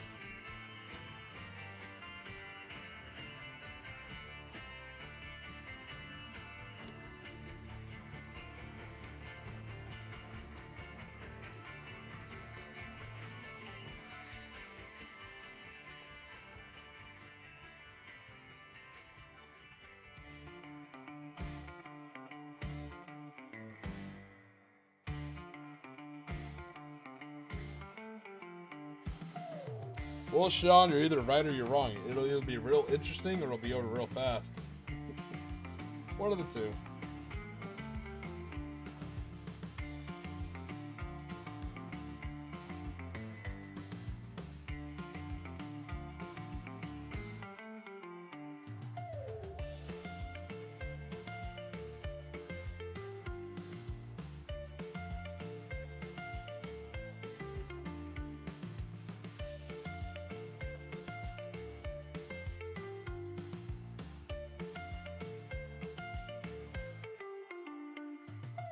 Yeah, I went ahead and gave this guy the binoculars because I said I kind of wanted to be almost like the command tank of like a armored reconnaissance unit, you know?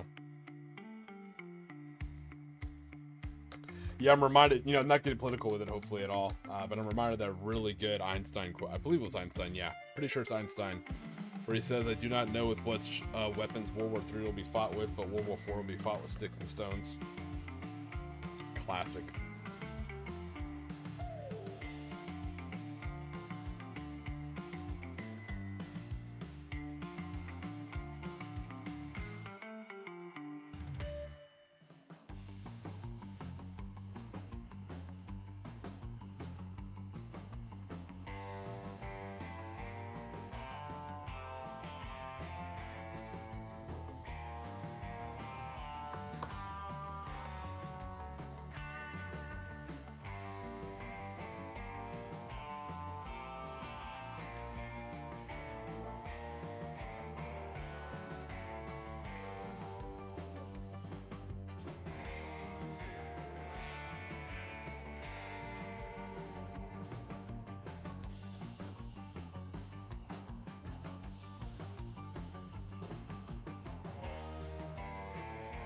Alright, there's his hand and face.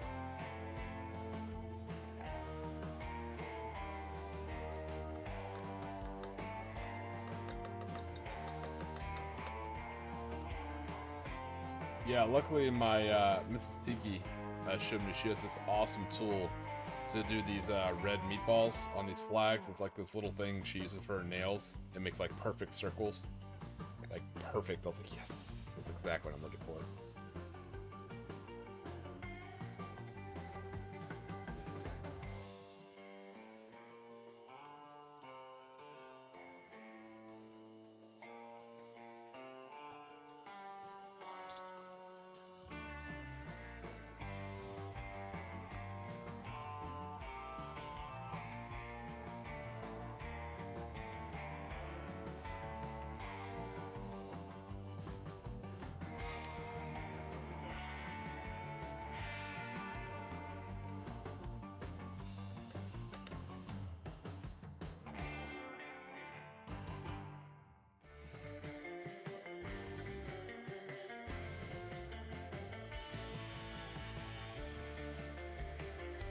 There we go.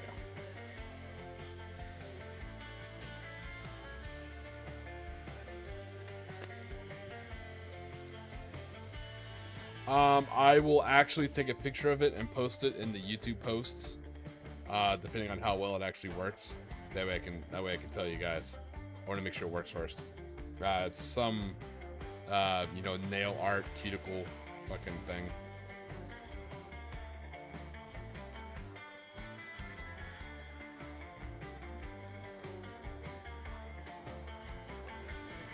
If it's successful, I will definitely post a picture of it. If it's not, I'm not going to waste your time.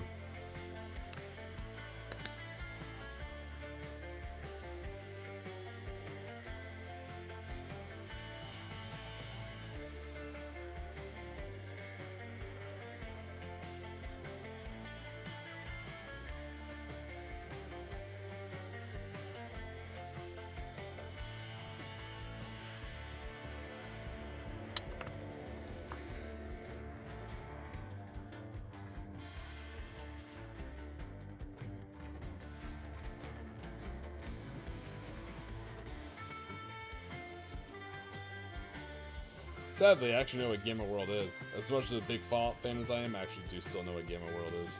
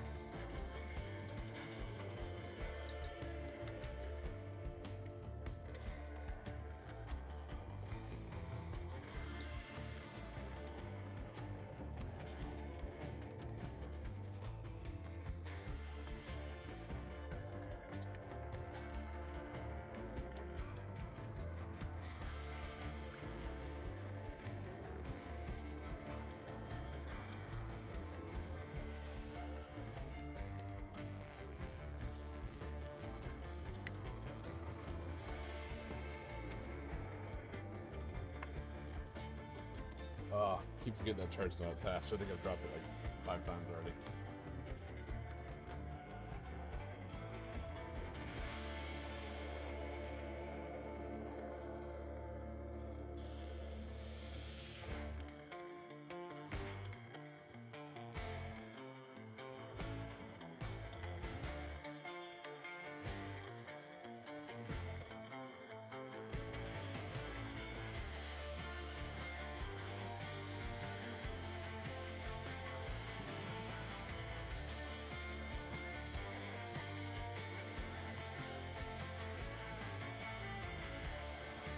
All right, let me just paint the wooden handles on the tools for the Pioneer kit. For those of you know, if you know, you know, Pioneer kit should bring back memories. Let me put the wood on that, and then we'll be ready to do the Tiki flash.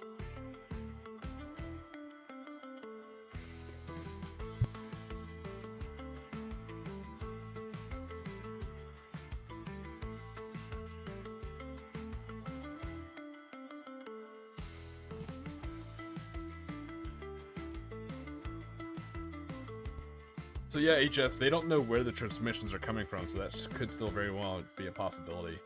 And Squid Hunter, I agree. That's why I built my Cult of Imhotep army, because it's not really Rift Tech, it's also like magical shit too, you know, like occult stuff. And that's why I also built my Treasure Hunters / Tomb Raiders, you know, because they're running around stealing all the artifacts and shit like that. Hey, what's going on, Bad Rabbit? No, please. I don't really do a lot of actual historical armies. You know, I always do my pulp stuff, so.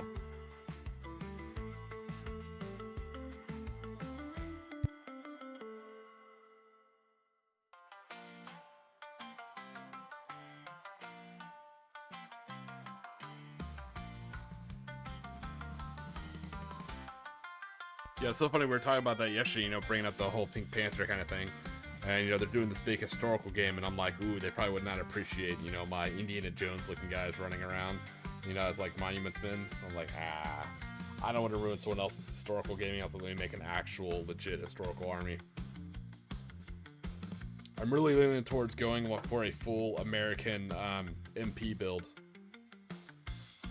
So, you know, a lot of SMG and rifle, carbine infantry, you know, maybe a bunch of armored cars and jeeps, that kind of thing.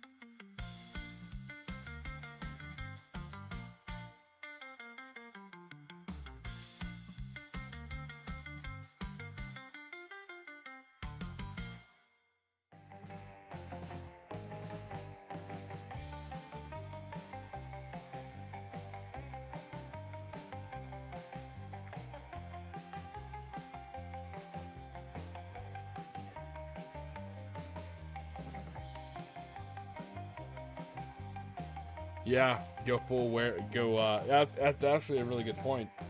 Is I could literally play them either way, you know? That'd actually be kind of cool. Make it be like werewolves, yeah. Yeah, obviously because on security forces, we trace our lineage all the way back to the Army Air Corps and Air Police and military police in general. But a lot of people don't know the cool history it is for the military police in World War II. You know, keeping the roads open. A lot of people think it was just like you know, traffic control, but it was a shit ton of asymmetrical warfare against the German stay-behind forces and the werewolves. There are some absolutely nasty close quarters fighting.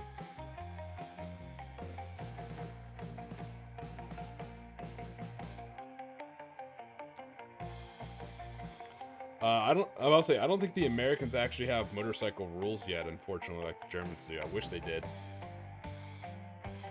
I really should get that really cool model that Warlord Games has, the MP on a bike. I need to get that model.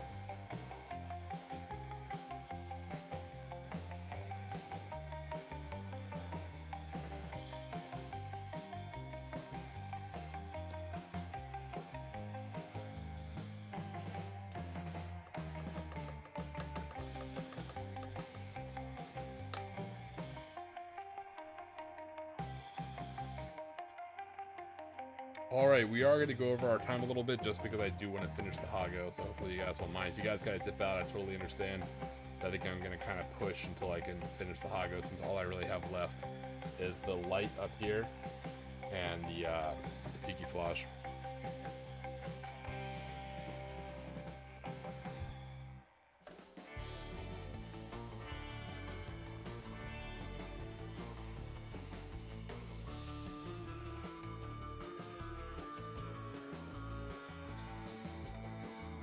But yeah, you guys can take a look at Creepy Hero Studios on Etsy. He actually does have 28mm aircraft. He has a really good biplane, you know, so that's perfect if you want to keep it historical. But he also has these GBs and he also has an Abrams, so it's perfect for like pulp kind of stuff.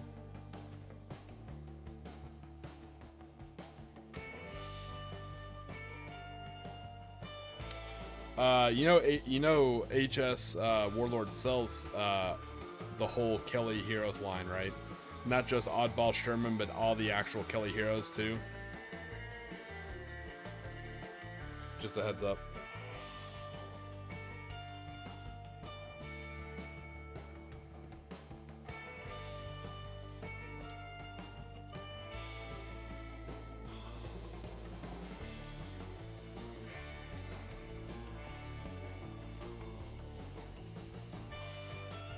Yeah, so that goes back to my, I guess you could call it a rant. Hopefully it was a pretty mild rant, but that goes back to my rant I had yesterday about how Bolt Action is a 28mm tabletop Hollywood World War II game. It's not made to be super competitive, or it wasn't originally made to be super competitive, and it wasn't made to be historical. It can lean either way. You have to do some work on your side, of course. But yeah, it's a Hollywood game, so that's why you literally have the Hollywood Tigers. You know, you have Hogan's Heroes. Actually, I don't think they do Hogan's Heroes. You have Kelly's Heroes. You have Dad's Army. You know, the starter set for last edition was literally Band of Brothers. And they're always doing like special models from all the different stuff. Like I said, they just had the guy out now for Operation Postmaster, the Ministry for Ungentleman Warfare. I have Apache Reigns, you know, Apache Reigns from Inglourious Bastards. Yeah, they have all that kind of stuff.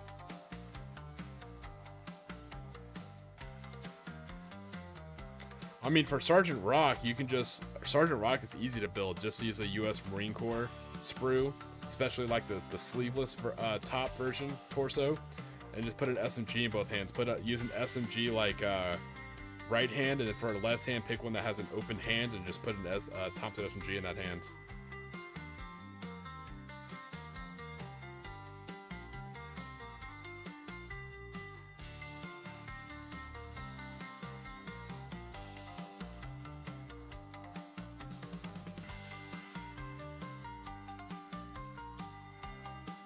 But yeah, you have rip sleeves, M1 helmet, and 2 Thompsons in either hand. You got Sergeant Rock. Easy peasy.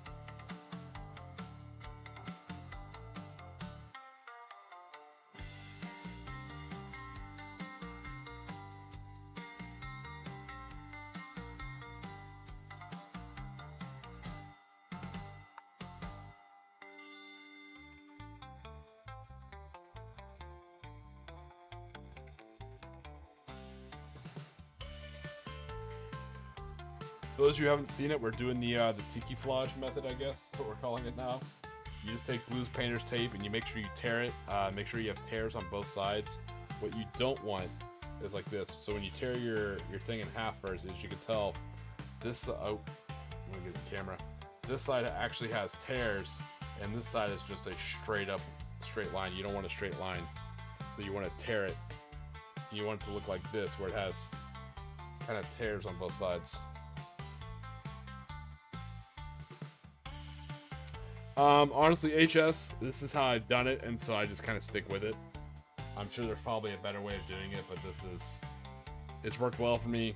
It's affordable to do, doesn't really cost much, and it works. In my typical old man ways, I'm not a big fan of change, you know?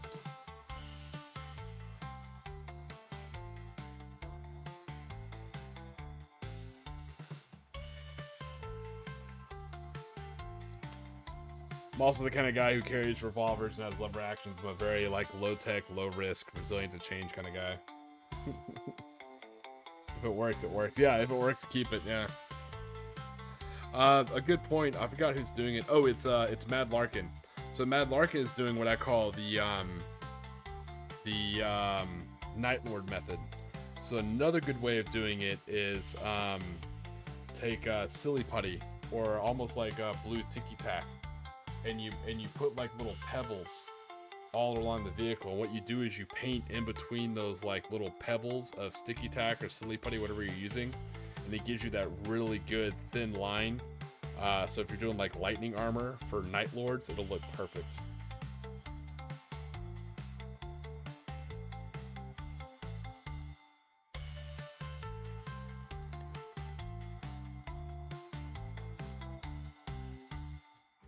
So yeah, you literally just start in the middle of your tape and you kind of just tear it down the middle. You kind of just work it to both sides a little bit. Make sure not to be uniform in any way because you want this to look as randomized and non-linear as possible. Then you come back to this and you tear this side.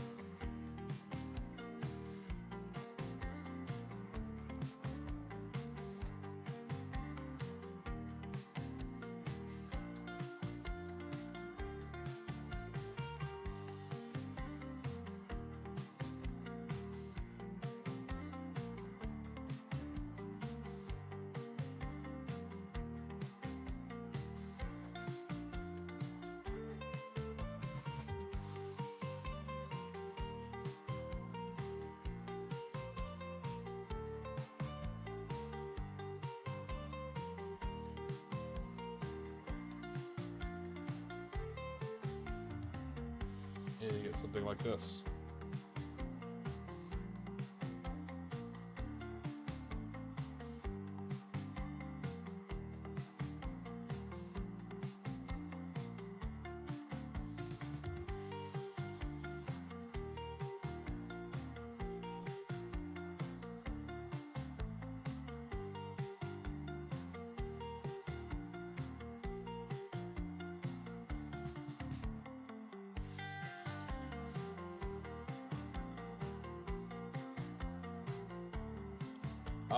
Yeah, it can be difficult. I was always a fan. You know, it depends on your training, but the old shoot two, load two, that only works in certain revolvers. Like I said, if you're using a 410 revolver, the rounds will swell too much.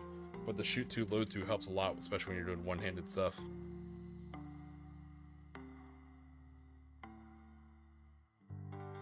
You should let them know. Yeah, you're in the Tiki time zone. That's awesome.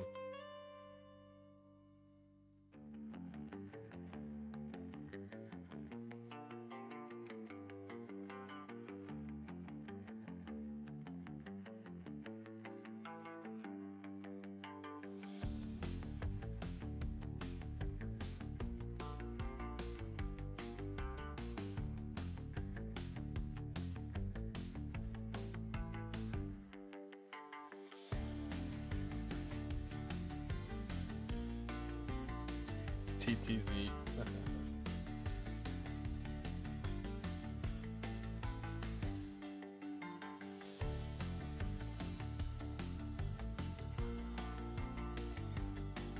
It's even true for the stream. It's like, what hours do you stream? I'm like, meh, depends what model we're working on. You know, we kind of just play it by ear. Super laid back, always casual.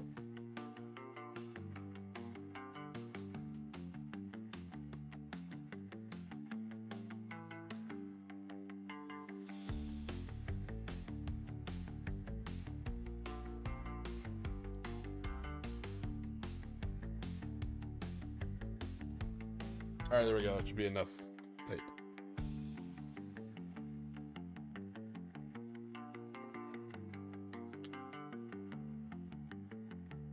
But Yeah, so also, if you guys haven't seen what I look like, first off, I'm fat. I'm not gonna blame it on an injury. My injuries were super minor compared to other people. I just got lazy and tired and old. Mostly lazy. Being old had nothing to do with it. I have poor dietary habits. I just eat whatever the fuck I want. But anyways, so I'll post a picture. I'm thinking about it. I may post a picture of my face, obviously covered. But it's me right next to a Hago tank. And then I may post like this tank being painted as well. I don't know how I feel about it. It's the internet, so we'll see.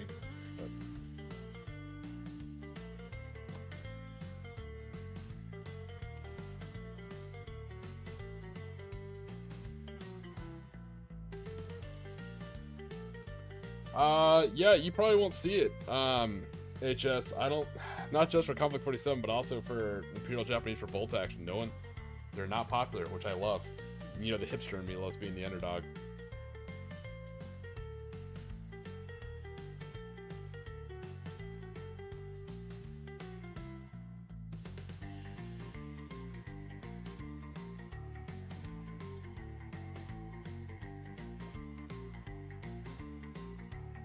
Nope, I'm wearing the standard issue Hawaiian shirt, as always.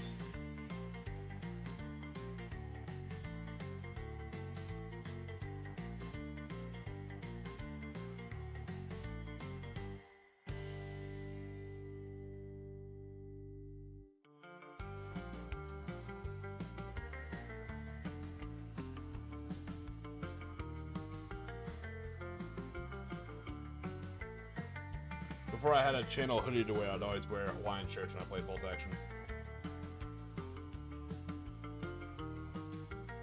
That's what I need to do. I need to make an actual Tiki the Hut style Hawaiian shirt. That would be absolute tits.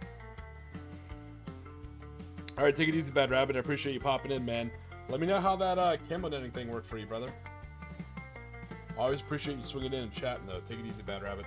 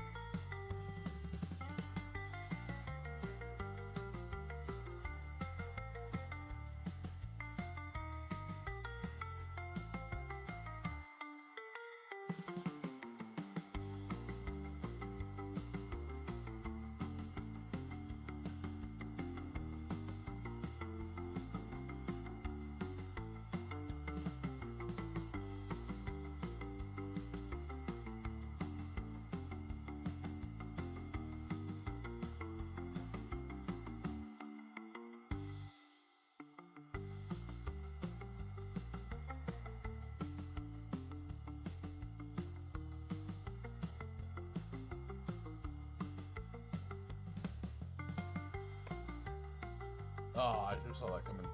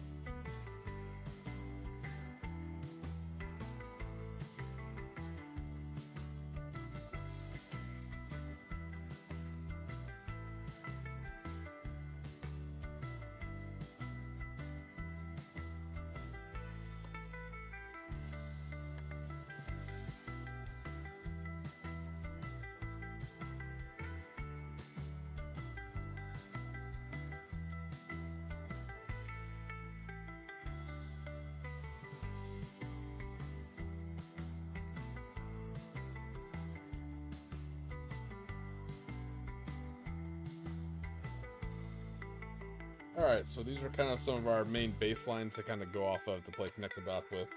See what we get.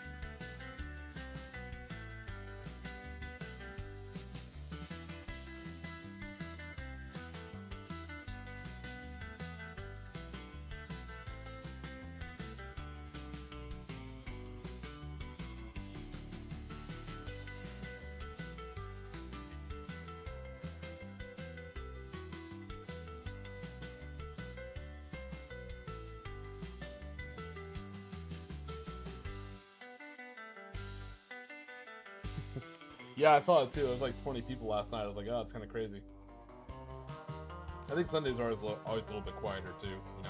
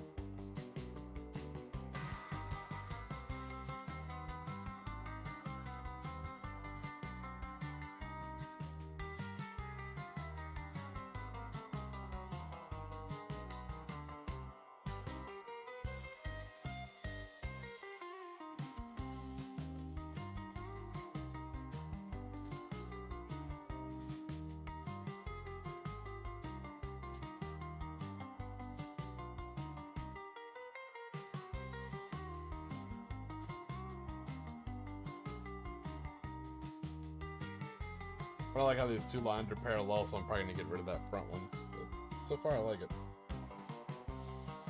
Usually I can make sure you connect all the lines to kind of keep it looking natural.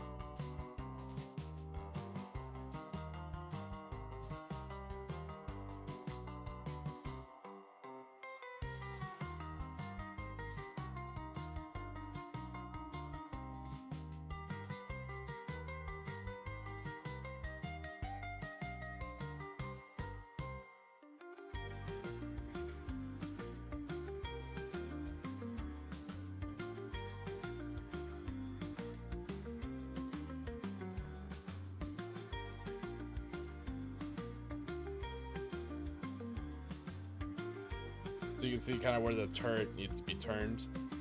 They kind of match up on the lines. It's kind of neat.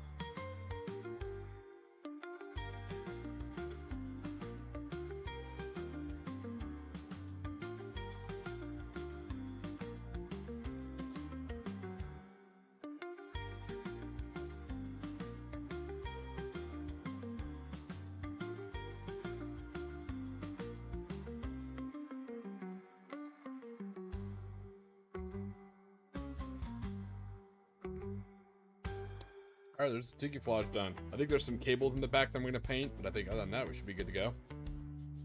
I'll try to touch up that front one.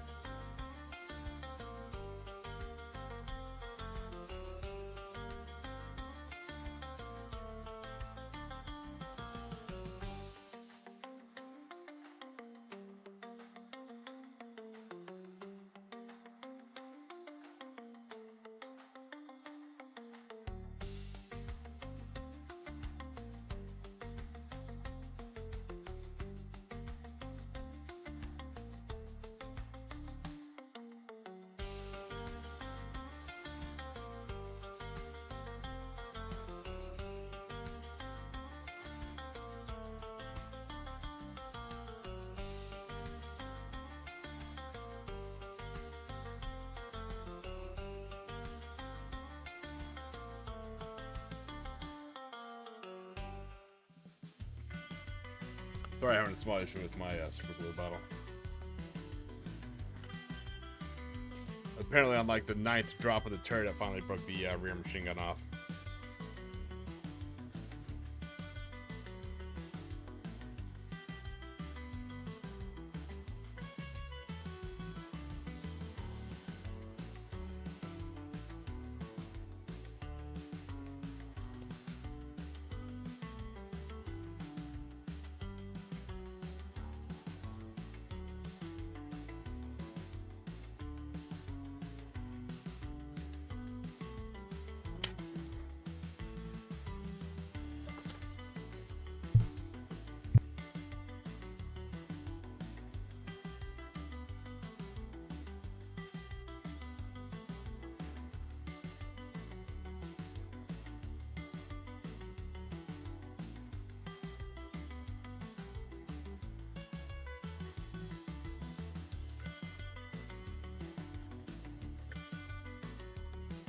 And I lost that piece for good now. Dang it, I'd recovered the piece.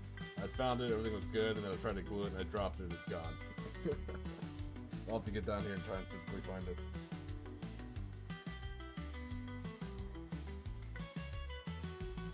Yeah, it's alright, not a big deal.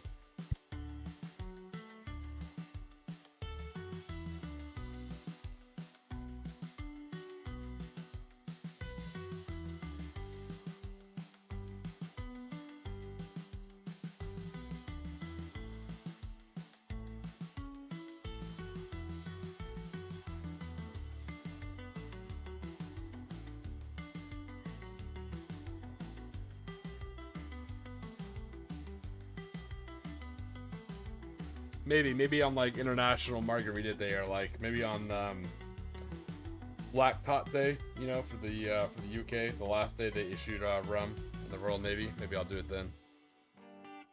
We'll see. Maybe it's like a subscriber special if it hits like a certain amount. Could always do that.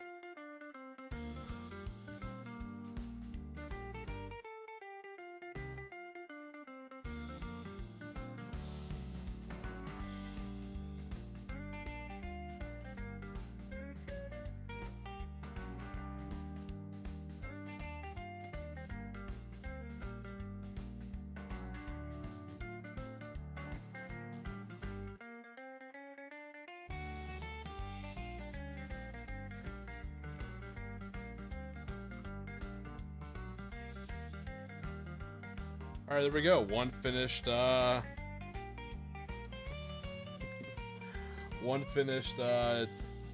tank. All right, let's check the let's close out the poll, see how we did.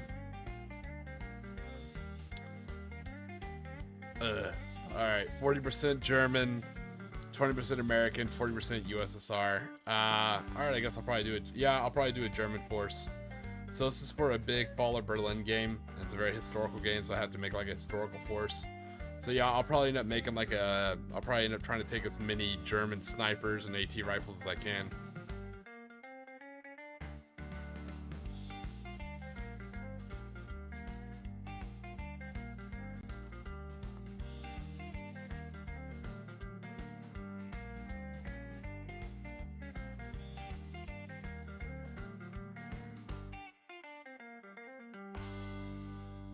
But all right, look at that. We got our Hago all done. I'll have to fix that machine gun another time. Not a big deal. So with these, I'm not that weird about it. Like, 'cause machine guns break off all the time. So generally, I'll just like cut a toothpick, paint it gray, and just glue it on there and call it a fucking day. I'm not that upset about it. It's a tabletop war game, not like a museum diorama piece, you know? But hey, you know, I see the usual suspects in there, especially you know, the same guys who always show up. I do appreciate you guys showing up and chatting in the streams. Hopefully this kind of, you know, World War II, Conflict 47, knockoff, Toonami, Adult Swim kind of shows your vibe. I hope so. I think while we were waiting for the tank to be ready, I went on this whole huge, massive, like almost TED talk about Imperial Japanese Navy in World War II, weapons of mass destruction, you know, Unit 731, I-400 submarine carriers, all that fun stuff.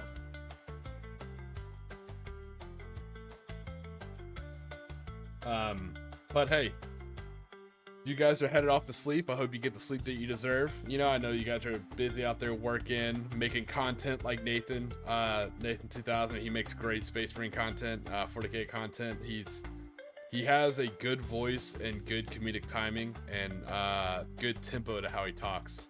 It sounds like a weird thing to say, but when you watch his videos, you'll know exactly what I mean. His videos grab your attention and they hold you because he has solid delivery and solid tempo. Huge fan of his stuff. Like I said, I know some of you guys are working on models. Sean, I know you're tired from chasing chickens and painting models. HS, always appreciate you dropping your 40K, and I'm not, sorry, not your 40K, your Conflict 47 knowledge. So you got a lot of experience. Some of the guys have popped in and popped out of chat. Just going off the names that I currently see here at the end. But like I said, if you guys are going to sleep, I hope you get the sleep that you deserve. Truly, I hope it's regenerative sleep. For those of you going to work, man, I absolutely hope it's awesome. I hope it's a good day. I hope you don't get micromanaged. I hope there's like extra donuts in the morning or pizza at the end of the day. I hope it's one of those good days and it kind of catches you off guard. And as always, I want you guys to stay safe, stay hydrated. Don't forget to relax today, because you're on Tiki time. Shipwrecked soldiers on Moto sand, Type rifles in hand, hula gals with summer smiles, no war drums, just beach for miles. Ghost Park by Tiki lights, shadows dance in tropic nights, sand beneath where boots once stood, paradise ain't so misunderstood. Lost in waves and hula tunes, tiki drinks and months of moons, forgot the fight in distant lands, just surf and play with tired hands. Bunkers built from palm and hope, coconuts and crude soap, imperial dreams fade in sun, warriors turn beach bums. Shine to ocean gods we raise, praying for forgotten days, sake in the campfire glow, life's a surfboard ebb and flow. Lost in waves and hula tunes, tiki drinks and months of moons, forgot the fight in distant lands, just surf and play with tired hands.